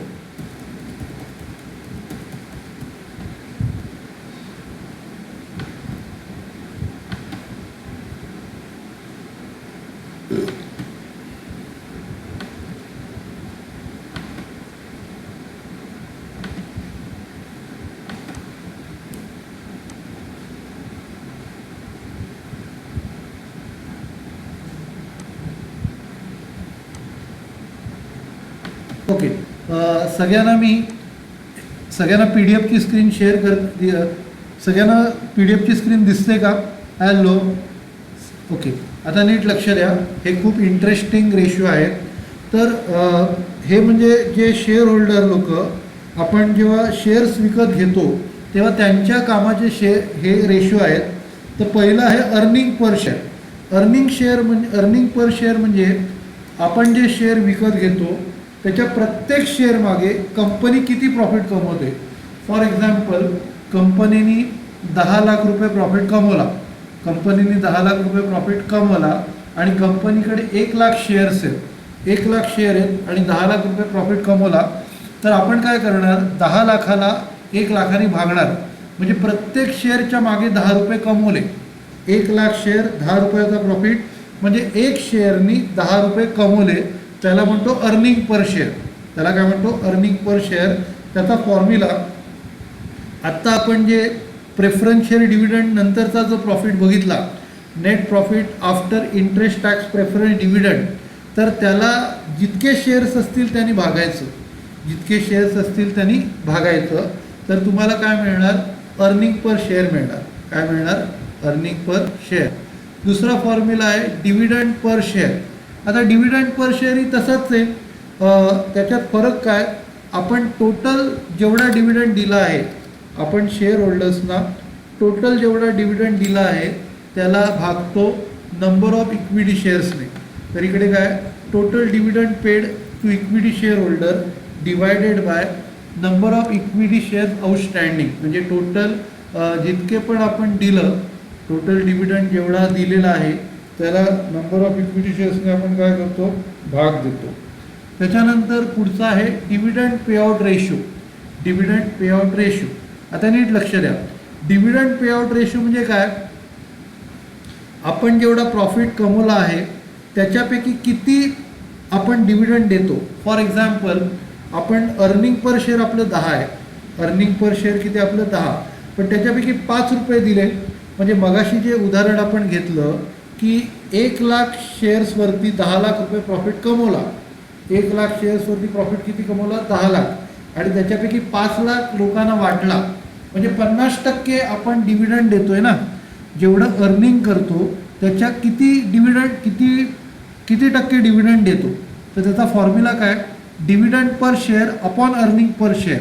म्हणजे आपण 10 लाख कमवले आणि 5 लाख वाटले, तर 5 लाख वरती येणार, किंवा पर शेअर 5 रुपये वरती येणार, खाली 10 रुपये येणार, कारण अर्निंग पर शेअर 10 आहे. आपण प्रत्येक शेअरमागे 10 रुपये कमवले आणि त्याच्यापैकी 5 रुपये देतोय, म्हणजे ते 50% आलं, त्याला आपण काय म्हणतो, डिव्हिडंड पेआउट रेशो. तर हे 3 पहिले फॉर्म्युले तुम्ही लक्षात ठेवा. अर्निंग पर शेअर म्हणजे प्रत्येक शेअर मागे किती रुपये कमवतो, प्रत्येक शेअर मागे किती रुपये कंपनी कमवते, आपण नाही कमवत, कंपनी कमवते. दुसरं काय, दुसरा आहे डिव्हिडंड पर शेअर, म्हणजे प्रत्येक शेअर मागे कंपनी डिव्हिडंड किती देते, प्रत्येक शेअर मागे कंपनी डिव्हिडंड किती देते. आणि तिसरा आहे डिव्हिडंड पेआउट रेशो, म्हणजे कितीपैकी किती देते. 10 रुपये कमवले, 5 रुपये दिले, म्हणजे 50% तुम्हाला दिले, तर त्याला काय म्हणतो आपण, डिव्हिडंड पेआउट रेशो. ठीक आहे. आता तसेच जे पुढचे फॉर्म्युले आहेत ते आहेत price earning ratio, dividend yield आणि मार्केट व्हॅल्यू. आता नीट लक्ष द्या, हे जे फॉर्म्युले आहेत ते प्राईस अर्निंग, आता नावातच त्याचा फॉर्म्युला आहे. प्राईस अर्निंग म्हणजे काय, प्राईस म्हणजे असते मार्केट प्राईस. आता तुम्हाला माहिती आहे शेअर मार्केट जे आहे त्याच्या शेअर्सची किंमत कमी जास्त होत असते. तर जी काय व्हॅल्यू आहे, म्हणजे 10 रुपयाचा शेअर 100 रुपयाला जातो, 200 रुपयाला जातो, तर जी काय त्याची आजची प्राईस आहे, आजची प्राईस जी काय आहे तर तिला आपण म्हणतो मार्केट प्राईस. आजची प्राईसला काय म्हणतो, मार्केट प्राईस. तर त्या मार्केट प्राईजला आपण अर्निंग पर शेअरनी डिवाइड करतो. प्राईज अर्निंग कसं काढतो आपण, मार्केट प्राईजला अर्निंग पर शेअरनी डिवाइड करतो, म्हणजे प्राईज अर्निंग आपल्याला मिळतं. पुढचं आहे डिव्हिडंड यील्ड आणि अर्निंग यील्ड. आता नीट लक्ष द्या, डिव्हिडंड यील्ड आणि अर्निंग यील्ड याच्यात फरक आहे. डिव्हिडंड यील्ड म्हणजे डिव्हिडंडशी रिलेटेड आहे, तर तिकडे आपण काय करतो, जो डिव्हिडंड पर शेअर काढलेला आहे, आता इकडे दोन्हीकडे मार्केट प्राईस खाली येते. डिव्हिडंड यील्डला पण मार्केट प्राईस खाली आलेली आहे आणि अर्निंग यील्डला पण मार्केट प्राईस काय खाली आलेली आहे. तर पहिल्या फॉर्म्युलामध्ये डिव्हिडंड यील्ड आपण कसं काढतो, dividend per share upon market price per share into 100, आणि अर्निंग यील्डला earning per share upon market price per share into 100 असं करतो. आणि शेवटला मार्केट व्हॅल्यू कसं काढतो, मार्केट व्हॅल्यूला आता याचा उलटा फॉर्म्युला आहे. जो आपण प्राईज अर्निंग रेशोचा जो फॉर्म्युला घेतला, प्राईज अर्निंगचा उलटा फॉर्म्युला मार्केट प्राईसचा आहे, जिकडे प्राईज अर्निंगला अर्निंग पर शेअरनी मल्टिप्लाय करतोय, प्राईज अर्निंगला काय करतोय अर्निंग पर शेअरनी मल्टिप्लाय करतो. ठीक आहे. तर आता आपण एक तसा एक प्रॉब्लेम घेऊया 21वा. तर या प्रॉब्लेममध्ये तुम्हाला ऑपरेटिंग प्रॉफिट दिलाय. ऑपरेटिंग प्रॉफिट 30 लाख आहे, tax rate 40%, equity share capital 5 lakh 50 lakh, 12% preference share capital 25 lakh, 15% debentures, P ratio म्हणजे प्रॉफिट अर्निंग रेशो दिलेला आहे तुम्हाला. रिटेन अर्निंग रेशो पण तुम्हाला दिला आहे. तर find out earning per share, market price per share, dividend per share, dividend pay out ratio आणि अर्निंग यील्ड. तर जे काय आपण शिकलो ते आता तुम्हाला व्यवस्थित कळेल, एकदम प्रॅक्टिकली कळेल कसं करायचं. आता नीट लक्ष द्या. आता या प्रॉब्लेममध्ये तुम्हाला सगळ्यात पहिलं ऑपरेटिंग प्रॉफिट दिला आहे, जो earning before interest and tax आहे. आता नीट लक्ष द्या. आता पहिली गोष्ट आपल्याला अर्निंग पर शेअर काढायची आहे. तर अर्निंग पर शेअर काढताना आपण सगळं काय वजा करतो, इंटरेस्ट वजा करतो, टॅक्स वजा करतो, प्रेफरन्स शेअर डिव्हिडंड वजा करतो, आणि मग आपल्याला काय मिळतं, profit available for equity share holder. तर अर्निंग पर शेअरसाठी प्रॉफिटमधनं तिन्ही गोष्टी वजा करायच्या, इंटरेस्ट पण वजा करायचा, टॅक्स पण वजा करायचा, प्रेफरन्स शेअर डिव्हिडंड पण वजा करायचे, आणि त्याला भागायचं किती शेअर्स आहेत आपल्याला त्याच्याकडनं. आता नीट लक्ष द्या. Equity share capital face value 10 रुपये दिलेली आहे आणि 50 लाख अमाऊंट आहे. तर 50 लाख अमाऊंटला 10ने डिवाइड केलं की 5 लाख शेअर्स आहेत. किती शेअर्स आहेत, 5 लाख. तर त्याला अर्निंग पर शेअरला आपल्याला 5 लाखांनी भागायचं आहे. ठीक आहे. तर आपण सॉल्व करूया. मी तुम्हाला एक्सेलचं स्क्रीन शेअर करतो.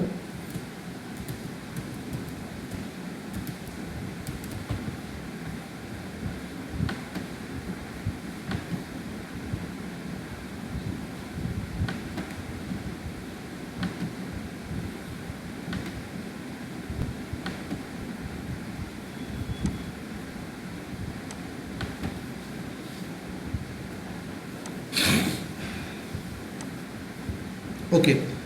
सगळ्यांना एक्सेलचं स्क्रीन दिसत आहे का, चॅटबॉक्सवर रिप्लाय करा. ओके. तर आपण स्टार्ट करूया हा 21वा problem.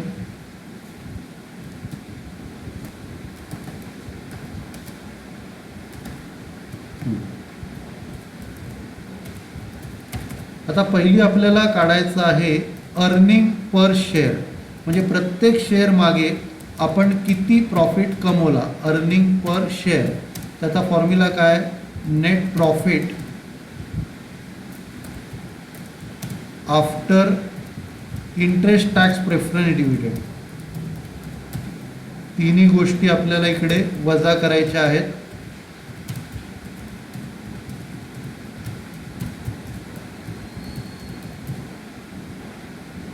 Divided by number of equity shares, म्हणजे आपल्याकडे किती इक्विटी शेअर्स आहेत त्यांनी भागायचं.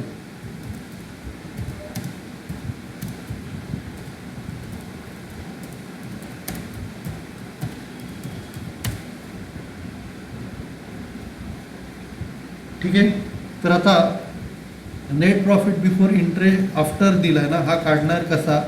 आता आपल्याला क्वेश्चनमध्ये नेट प्रॉफिट बिफोर इंटरेस्ट आणि टॅक्स दिलेला आहे, त्याच्यातनं आपण तिन्ही गोष्टी मायनस करणार.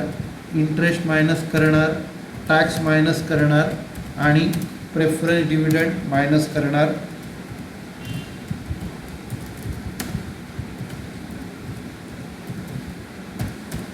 आणि नंबर ऑफ इक्विटी शेअर्स आपण कसं काढणार, जेवढं इक्विटी कॅपिटल आहे 50 लाख त्याला 10ने भागणार.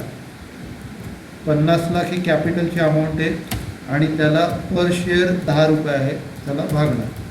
तर 50 लाखाला आपण 10ने भाग देणार. ठीक आहे, तर आपल्याला असं उत्तर इकडे मिळेल. आता net profit before interest and tax जो दिलेला आहे तो 30 लाख दिला आहे. 30 लाख दिला आहे. डिबेंचर 10 लाखाची आहेत, 10 लाखावरती 15%. तर आता पहिली गोष्ट, आपण net profit before tax 30 lakh दिलेला आहे. 30 लाखातनं आपल्याला काय करायचं आहे, 10 लाखाचे 15%, 10 लाखाचे 15% आणि टॅक्सचा रेट 40% दिलेला आहे. टॅक्सचा रेट किती दिला आहे, 40% दिलेला आहे. आणि प्रेफरन्स डिव्हिडंड जो आहे, प्रेफरन्स शेअर कॅपिटल 25 लाख आहे, त्याच्यावरती 12%, 25 लाखाचे 12%. आणि खाली 50 लाख भागिले 10 म्हणजे हे 5 लाख आहे.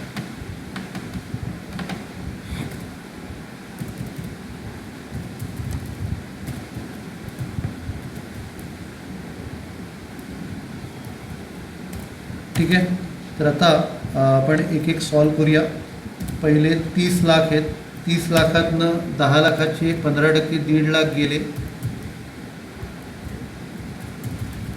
आता हे डिडक्ट केल्यावर जे राहतील त्याचे 40% काढायचे आणि 25 लाखाचे 12% येणार 3 लाख. 25 लाखाचे 12% येणार 3 लाख, त्याला 5 लाखांनी भाग द्यायचा. तर इकडे 30 लाखातनं 1.5 लाख गेले, 28,50,000 येणार. 28,50,000, त्याच्यातनं 40% घालवायचे आणि 3 लाख घालवायचे. तर आता 28,50,000 चे 40% आपण काढले, 11,40,000. तर इकडे 28,50,000 मधनं 11,40,000 वजा करायचे आणि त्याच्यातनं 3 लाख वजा करायचे.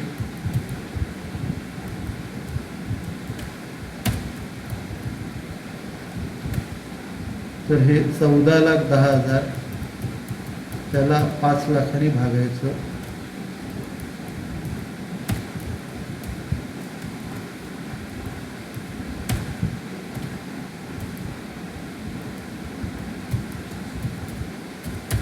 तर 14,10,000ला 5 लाखांनी भागायचं.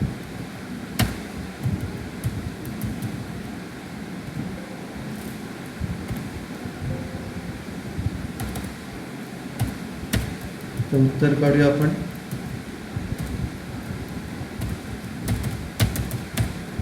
$2.82 प्रत्येक शेअर मागे. आता इथे जे उत्तर आलंय रुपीजमध्ये आलंय, रुपीज 2.82, $2.82 हे प्रत्येक शेअर मागे त्यांनी कमवले. एकदम व्यवस्थित कळला प्रॉब्लेम? हॅलो, सगळ्यांना व्यवस्थित कळलं का? चॅटबॉक्सवर रिप्लाय करा. ओके, तर हा अर्निंग पर शेअर आहे, म्हणजे प्रत्येक शेअर मागे आपण किती प्रत्येक शेअर मागे आपण किती रुपये कमवले. आता पुढचं जे आहे market price per share. Market price per share, इथे फॉर्म्युला तुम्हाला उलटा करायला लागणार. मार्केट प्राइस पर शेअर, जो प्राइस अर्निंगचा फॉर्म्युला आहे, प्राइस अर्निंगचा फॉर्म्युला काय? Market price upon earning per share. तर इकडे तुम्हाला काय करायला लागेल, हा फॉर्म्युला कसा वापरायचा आहे, हा फॉर्म्युला तुम्हाला प्राइस अर्निंगला अर्निंग पर शेअरनी मल्टिप्लाय करायचं. प्राइस अर्निंग रेशो क्वेश्चनमध्ये हा दिलेला आहे प्राईज अर्निंग रेशो. त्याला अर्निंग पर शेअर आत्ता आपण जी काढली, अर्निंग पर शेअर जी आत्ता आपण काढली तिने मल्टिप्लाय करायचं आहे.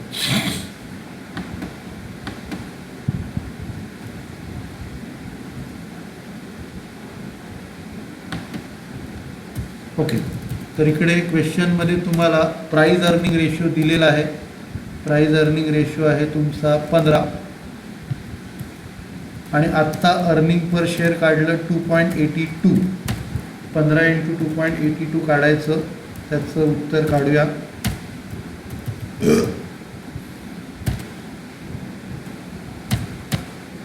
42.3 रुपीज.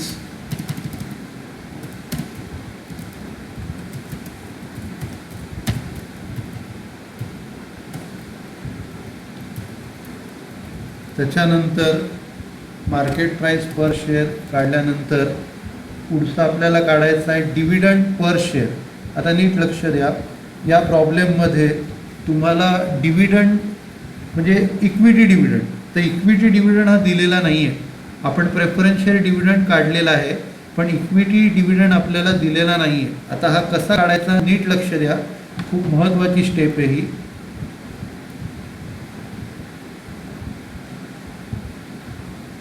आता या प्रॉब्लेममध्ये आपण जो प्रॉफिट काढला आहे तो प्रेफरन्स शेअर डिव्हिडंडच्या नंतरचा काढला आहे, म्हणजे net profit after interest tax preference dividend हा आपण काढलेला आहे. आता याच्यातनं आपल्याला काय करायचं आहे, इक्विटी डिव्हिडंड वजा करायचं आहे. इक्विटी डिव्हिडंड आपल्याला याच्यातनं वजा करायचं आहे आणि ते वजा केल्यानंतर आपल्याला क्लोजिंग बॅलन्स राहतो. क्लोजिंग बॅलन्स राहतो. आता नीट लक्ष द्या, ह्या क्लोजिंग बॅलन्सला आपण म्हणतो रिटेन अर्निंग्स, म्हणजे किती पैसे आपण आपल्याकडे ठेवले.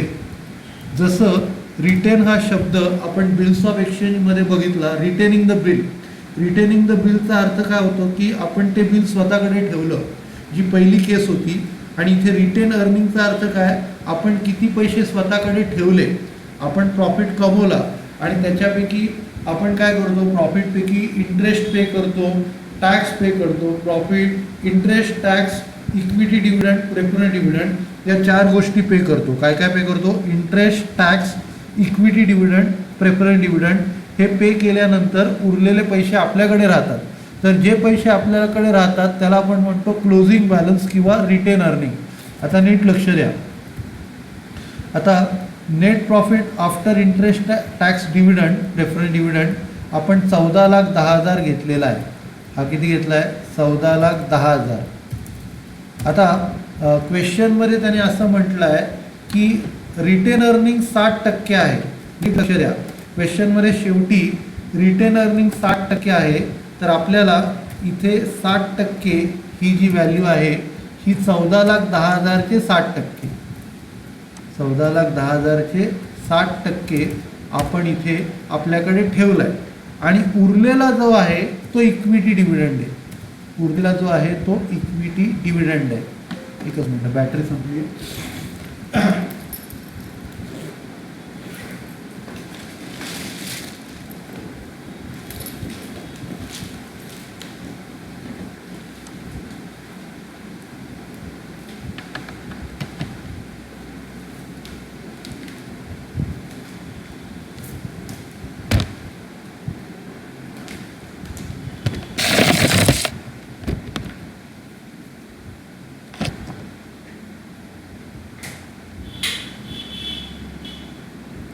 ओके, तर नीट लक्ष द्या.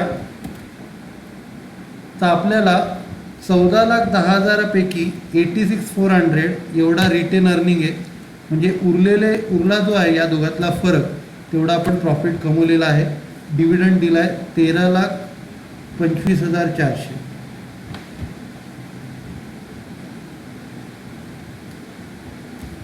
एक मिनिट. ओके, इकडे 60% पाहिजे. 14,10,000चे 60% 8,64,000 क्लोजिंग बॅलन्स आहे आणि उरलेला डिव्हिडंड दिला म्हणजे 5,64,000 डिव्हिडंड दिला. 14,10,000 होते त्याच्यापैकी 60% ठेवले, 40% वाटले, तर 5,64,000 आपण डिव्हिडंड इकडे दिलेला आहे आणि हे आपण क्लोज करूया.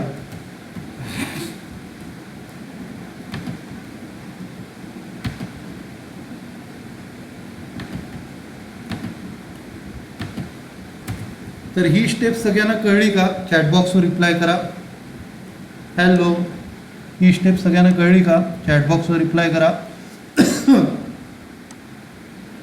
हां, आता सोपं आहे. आता आपल्याला काय करायचं आहे? डिव्हिडंड पर शेअर काढायचा आहे ना.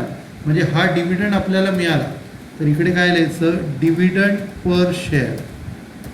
प्रत्येक शेअर मागे आपण किती डिव्हिडंड लोकांना दिला.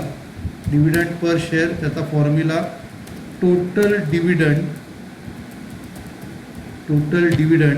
Divided by number of equity shares.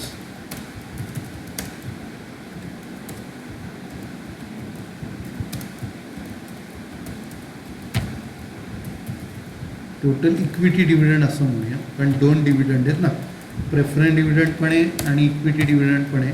तर total equity dividend divided by number of equity shares. तर आपल्या टोटल इक्विटी डिव्हिडंड आपण जो दिला आहे 5,64,000 दिलेला आहे. 5,64,000ला आपण नंबर ऑफ इक्विटी शेअर्स आहेत 5 लाख.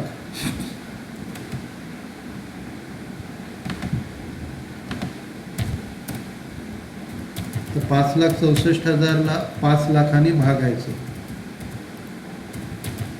तर हे 1.128 रुपीजमध्ये येणार. रुपीज 1.128 एवढा डिव्हिडंड प्रत्येक शेअर मागे आपण दिला. कुणाला काय डाऊट्स आहे? चॅटबॉक्सवर लिहा. हॅलो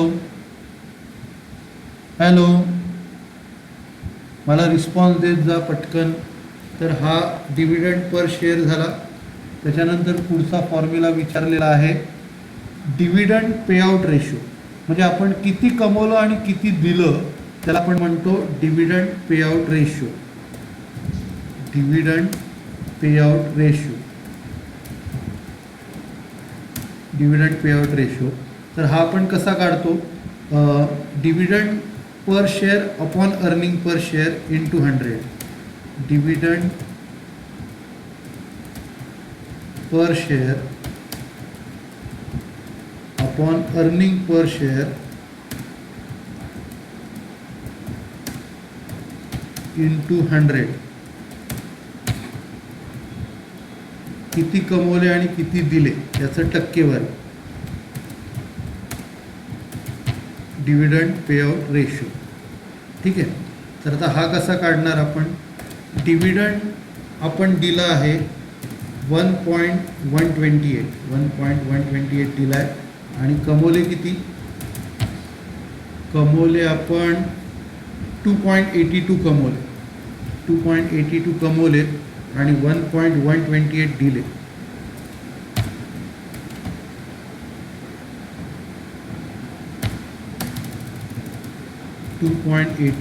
दिले. याचं उत्तर काढायचं 1.128 अपॉन 2.82 इंटू 100.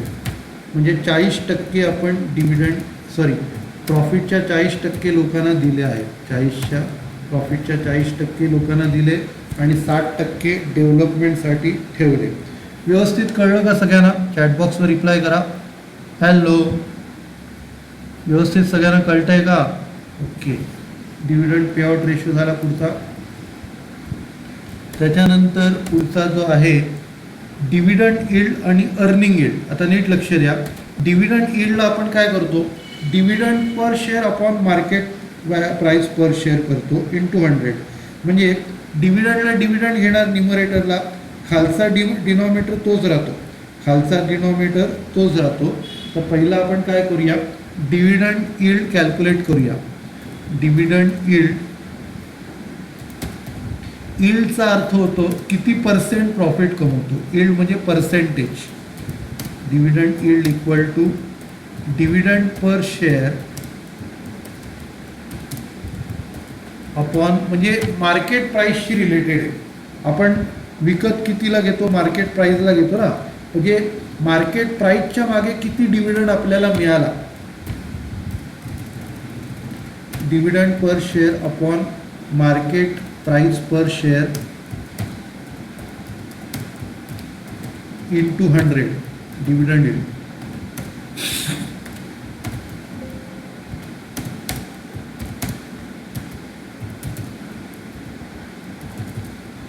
तर आता तुमची टेस्ट होणार आहे अकाउंटची 3 टॉपिकवरती. इंट्रोडक्शन टू कंपनी, नंतर इश्यू ऑफ शेअर्स आणि इश्यू ऑफ डिबेंचर्स, त्यांची टेस्ट होणार आहेत. तर जे काय शिकवलं आहे मी ते व्यवस्थित सगळे प्रॉब्लेम एकदा सॉल्व करायचे सगळ्यांना, आणि मला पैकीच्या पैकी मार्क मिळाले पाहिजेत तिन्ही टेस्टमध्ये. पहिली इंट्रोडक्शन टू कंपनीची टेस्ट आहे, नंतर issue of shares, issue of debentures, तिन्ही टॉपिकची टेस्ट होणार आहे, याची पण होईल नंतर. तर मला पैकीच्या पैकी मार्क सगळ्यांनी मिळवायचे आहेत. ओके. तर डिव्हिडंड यील्डचा फॉर्म्युला आहे dividend per share upon market price per share into 100. तर आता डिव्हिडंड पर शेअर आपण काढलेला आहे 1.128 इंटू 100, आणि मार्केट प्राइस आहे त्याची आत्ताची चालू किंमत 42.30. 10 रुपयाच्या शेअरची किंमत 42.30 झाली.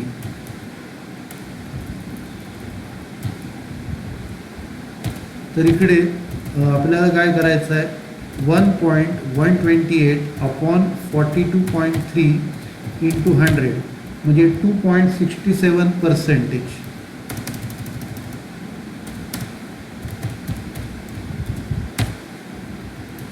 सगळ्यांना व्यवस्थित कळलं का? चॅटबॉक्सवर रिप्लाय करा. Hello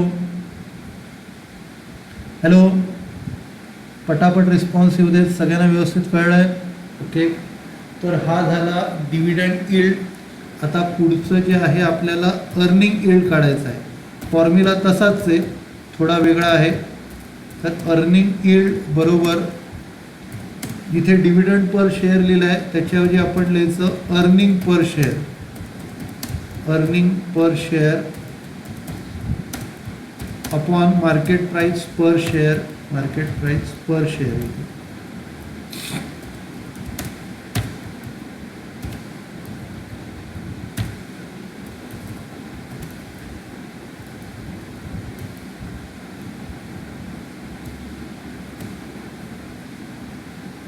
okay.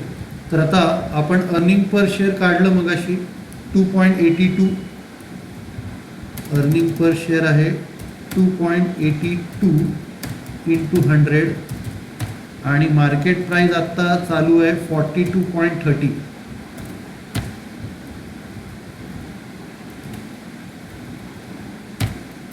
तर याचं उत्तर आपण काढूया.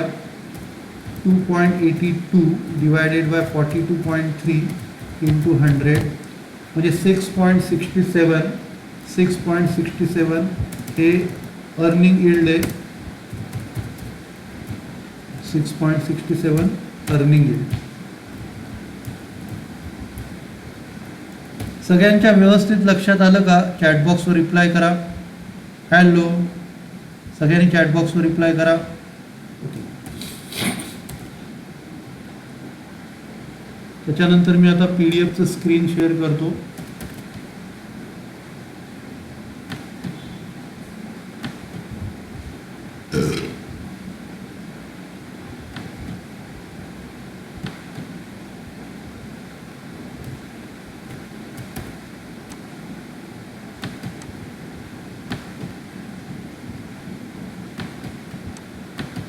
ओके. सगळ्यांना PDF चं स्क्रीन दिसतंय? चॅटबॉक्सवर लिहा. सगळ्यांना PDF चं स्क्रीन दिसतंय? ओके. तर 22वा प्रॉब्लेम होमवर्क आहे, सगळ्यांनी लिहून घ्या. 22वा प्रॉब्लेम होमवर्क आहे. नंतर आता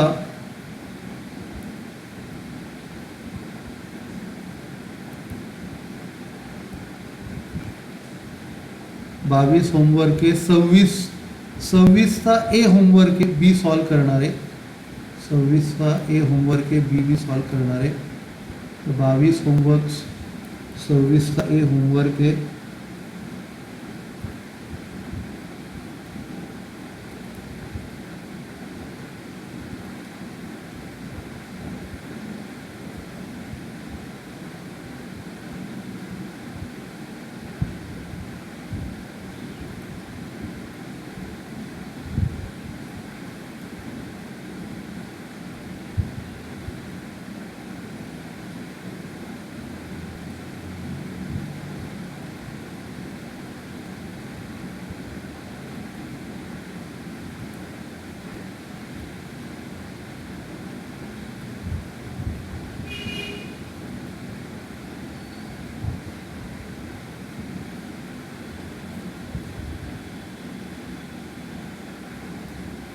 ओके, एक आपण शेवटचा 27वा प्रॉब्लेम घेऊया. मस्त इंटरेस्टिंग प्रॉब्लेम आहे, त्याच्यानंतर आपण lecture संपूया.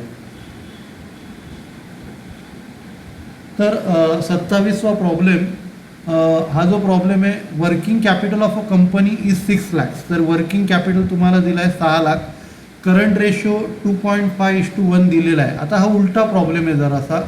You are required to calculate current liabilities, current assets आणि liquid ratio assuming inventories of ₹4 lakh. आता नीट लक्ष द्या, आपल्याला इकडे वर्किंग कॅपिटल दिला आहे आणि करंट रेशो दिला आहे, आणि उलटं करंट ॲसेट्स आणि करंट लायबिलिटीज आपल्याला काढायचे आहेत. ओके, करंट ॲसेट्स आणि करंट लायबिलिटीज आपल्याला काढायचे आहेत. नीट लक्ष द्या, मी तुम्हाला एक्सेलची स्क्रीन शेअर करतो.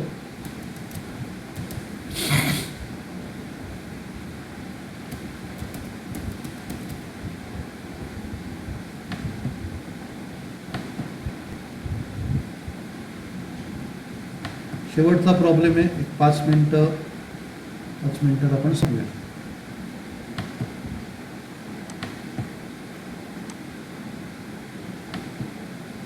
ओके, सगळ्यांना एक्सेलची स्क्रीन दिसते? चॅटबॉक्सवर लिहा. ओके, आता नीट लक्ष द्या. आता या प्रॉब्लेममध्ये तुम्हाला वर्किंग कॅपिटल दिलेलं आहे. तर हा 27वा प्रॉब्लेम आपण घेऊया. वर्किंग कॅपिटल दिलं आहे, करंट ॲसेट्स आणि करंट लायबिलिटीज आपल्याला कॅल्क्युलेट करायचे. तर आता हे कसं करायचं, आता नीट लक्ष द्या. तर पहिली स्टेप, आपल्याला इकडे करंट ॲसेट्सला आपण एक्स मानूया. लेट करंट ॲसेट्स बी एक्स. ओके, आता करंट ॲसेटला एक्स मानलं. आता नीट लक्ष द्या, वर्किंग कॅपिटल आपल्याला दिलेलं आहे. तर वर्किंग कॅपिटल आपण कसं काढतो, working capital equal to current assets minus current liabilities. Okay, आता वर्किंग कॅपिटल आपल्याला किती दिलं आहे, वर्किंग कॅपिटल आपल्याला दिलं आहे 6 लाख.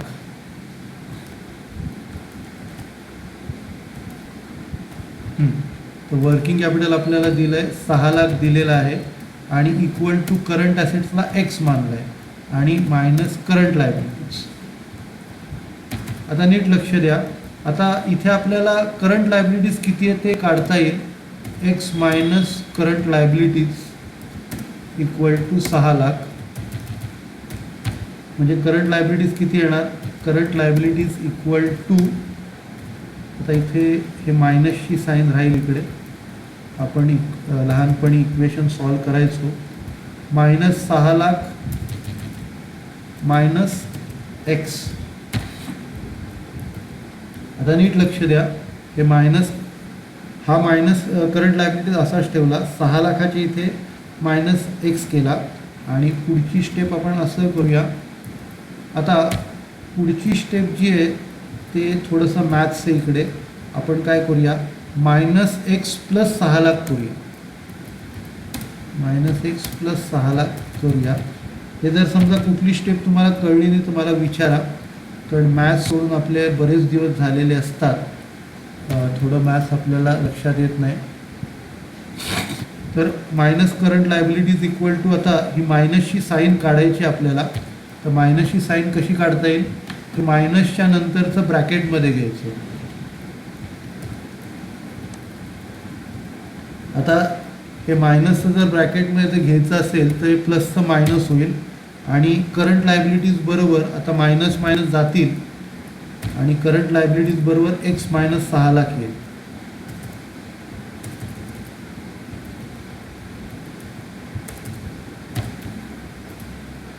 नीट लक्ष द्या, आपण करंट ॲसेट्स, मी जरा स्क्रीन फुल करतो.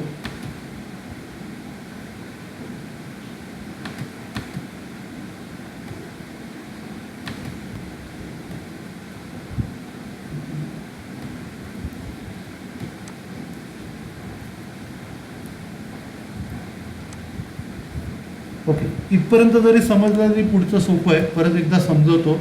आपण करंट ॲसेट्सला एक्स मानलं, करंट ॲसेट्सला काय मानलं, एक्स, आणि वर्किंग कॅपिटल आपण कसं काढतो, करंट ॲसेटमधनं करंट लायबिलिटीज वजा केल्यानंतर वर्किंग कॅपिटल मिळतं. 6 लाख आपल्याला वर्किंग कॅपिटल दिलं आहे, आणि करंट ॲसेटची व्हॅल्यू एक्स आहे, म्हणजे एक्स मायनस करंट लायबिलिटीज बरोबर 6 लाख. म्हणजे आता आपण काय करणार, करंट लायबिलिटीज एका बाजूला आणि बाकी सगळं एका बाजूला असं आपण घेणार. तर 6 लाखातनं एक्स गेले, म्हणजे मायनस. आता आपल्याला काय करायचं आहे, मायनसची साईन काढून टाकायची. तर आपण काय करणार, हे जे मायनस एक्स आहे ते या बाजूला घेणार, म्हणजे मायनस एक्स प्लस 6 लाख. नंतर मायनस ब्रॅकेटमध्ये घेणार, राहणार एक्स मायनस 6 लाख, पण प्लसची साईन चेंज झाली, म्हणजे करंट लायबिलिटीज बरोबर एक्स मायनस 6 लाख. सगळ्यांना इथपर्यंत कळलं का? चॅटबॉक्सवर रिप्लाय करा. हॅलो, सगळ्यांना इथपर्यंत कळलं का? ओके. आता नीट लक्ष द्या. आता पुढचं सोपं आहे. आता आपला करंट रेशोचा फॉर्म्युला घ्यायचा. करंट रेशोचा फॉर्म्युला काय?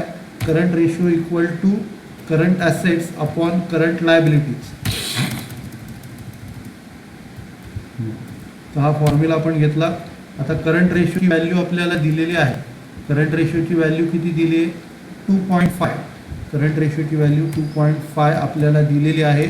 आपण करंट ॲसेट एक्स मानलेला आहे आणि करंट लायबिलिटीज आत्ता आपण एक्स मायनस 6 लाख घेतलं. X minus 6 lakh. तर करंट ॲसेट एक्स मानलं आणि करंट लायबिलिटीज किती आहे? X minus 6 lakh. आता हे समीकरण सॉल्व करायचं. आता हे कसं सॉल्व करायचं? 2.5 आणि ब्रॅकेटमध्ये एक्स मायनस 6 लाख आणि याची व्हॅल्यू एक्स यायला पाहिजे.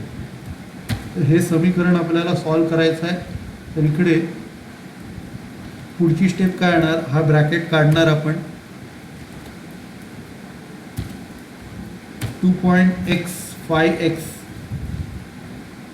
मायनस, आता आपल्याला काय करायचं आहे इकडे, 2.5ला 6 लाखांनी मल्टिप्लाय करायचं आहे. 2.5ला 6 लाखांनी मल्टिप्लाय करायचं आहे, म्हणजे हे 15 लाख येणार. तर 2.5x मायनस 15 लाख बरोबर एक्स. ठीक आहे. आता आपण काय करायचं, एक्स एक्स एकत्र घ्यायचं. 2.5x मायनस एक्स बरोबर मायनस 15 लाख तिकडे जाणार, म्हणजे इथे 15 लाख येणार. तर 1.5x बरोबर 15 लाख आणि x बरोबर 15 लाख भागिले 1.5.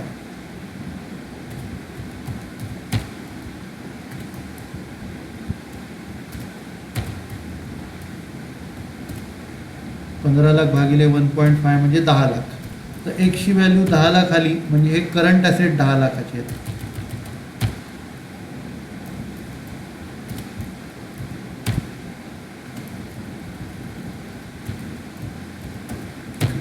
तर इथपर्यंत सगळ्यांना कळलं का? चॅटबॉक्सवर लिहा.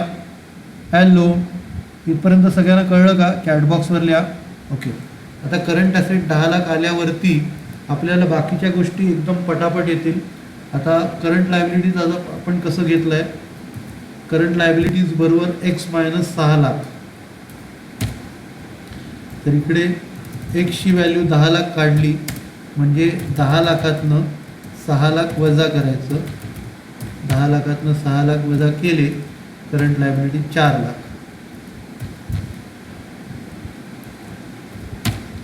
हे व्यवस्थित कळलं का सगळ्यांना? चॅटबॉक्सवर रिप्लाय करा. हॅलो, सगळ्यांनी पटापट रिप्लाय करा. हॅलो, सगळे जागेत का झोपले? थोडाच वेळ राहिला आहे, आपण संपूया. त्याच्यानंतर आता इकडे आपल्याला लिक्विड रेशो काढायचा आहे. तर लिक्विड रेशो कसा काढतो आपण? 2 मिनिटाचं काम आहे, 2 मिनिटात आपण संपूया. लिक्विड रेशोमध्ये आपण काय करतो, करंट ॲसेट्समधनं स्टॉक वजा करतो. आता इथे प्रीपेड एक्सपेन्स वगैरे घ्यायची गरज नाही, फक्त तुम्ही स्टॉक घ्या. करंट ॲसेट्समधनं स्टॉक वजा करायचा आणि त्याला करंट लायबिलिटीजनी भाग द्यायचा. करंट ॲसेट्समधनं स्टॉक वजा करून त्याला काय करायचं, करंट लायबिलिटीजनी भाग द्यायचा, म्हणजे तुम्हाला लिक्विड रेशो मिळेल. तर इथे करंट ॲसेट्स आपण काढले आहेत 10 लाख. 10 लाखातनं स्टॉकची व्हॅल्यू जी आहे ती 4 लाख वजा करायची, 10 लाखातनं 4 लाख वजा करायचे स्टॉकचे. आणि करंट लायबिलिटीज ज्या आहेत, करंट लायबिलिटीज आपण 4 लाख कॅल्क्युलेट केल्या, स्टॉक पण 4 लाख आहे, करंट लायबिलिटीज पण 4 लाख आहे. तर 4 लाखांनी इथे भाग द्यायचा. तर 10 लाख वजा 4 लाख म्हणजे इथे 6 लाख येतील. 6 लाखाला 4 लाखांनी भाग द्यायचा.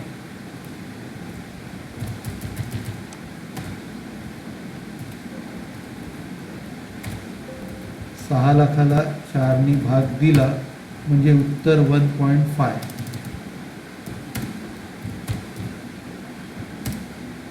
1.5:1. सगळ्यांना व्यवस्थित लक्षात आलं का? हां, याने तर काढूनच टाकलं. हां, सगळ्यांना व्यवस्थित लक्षात आलं का? चॅटबॉक्सवर रिप्लाय करा. ओके, तर आपण लेक्चर संपूया. सगळ्यांना थँक्यू.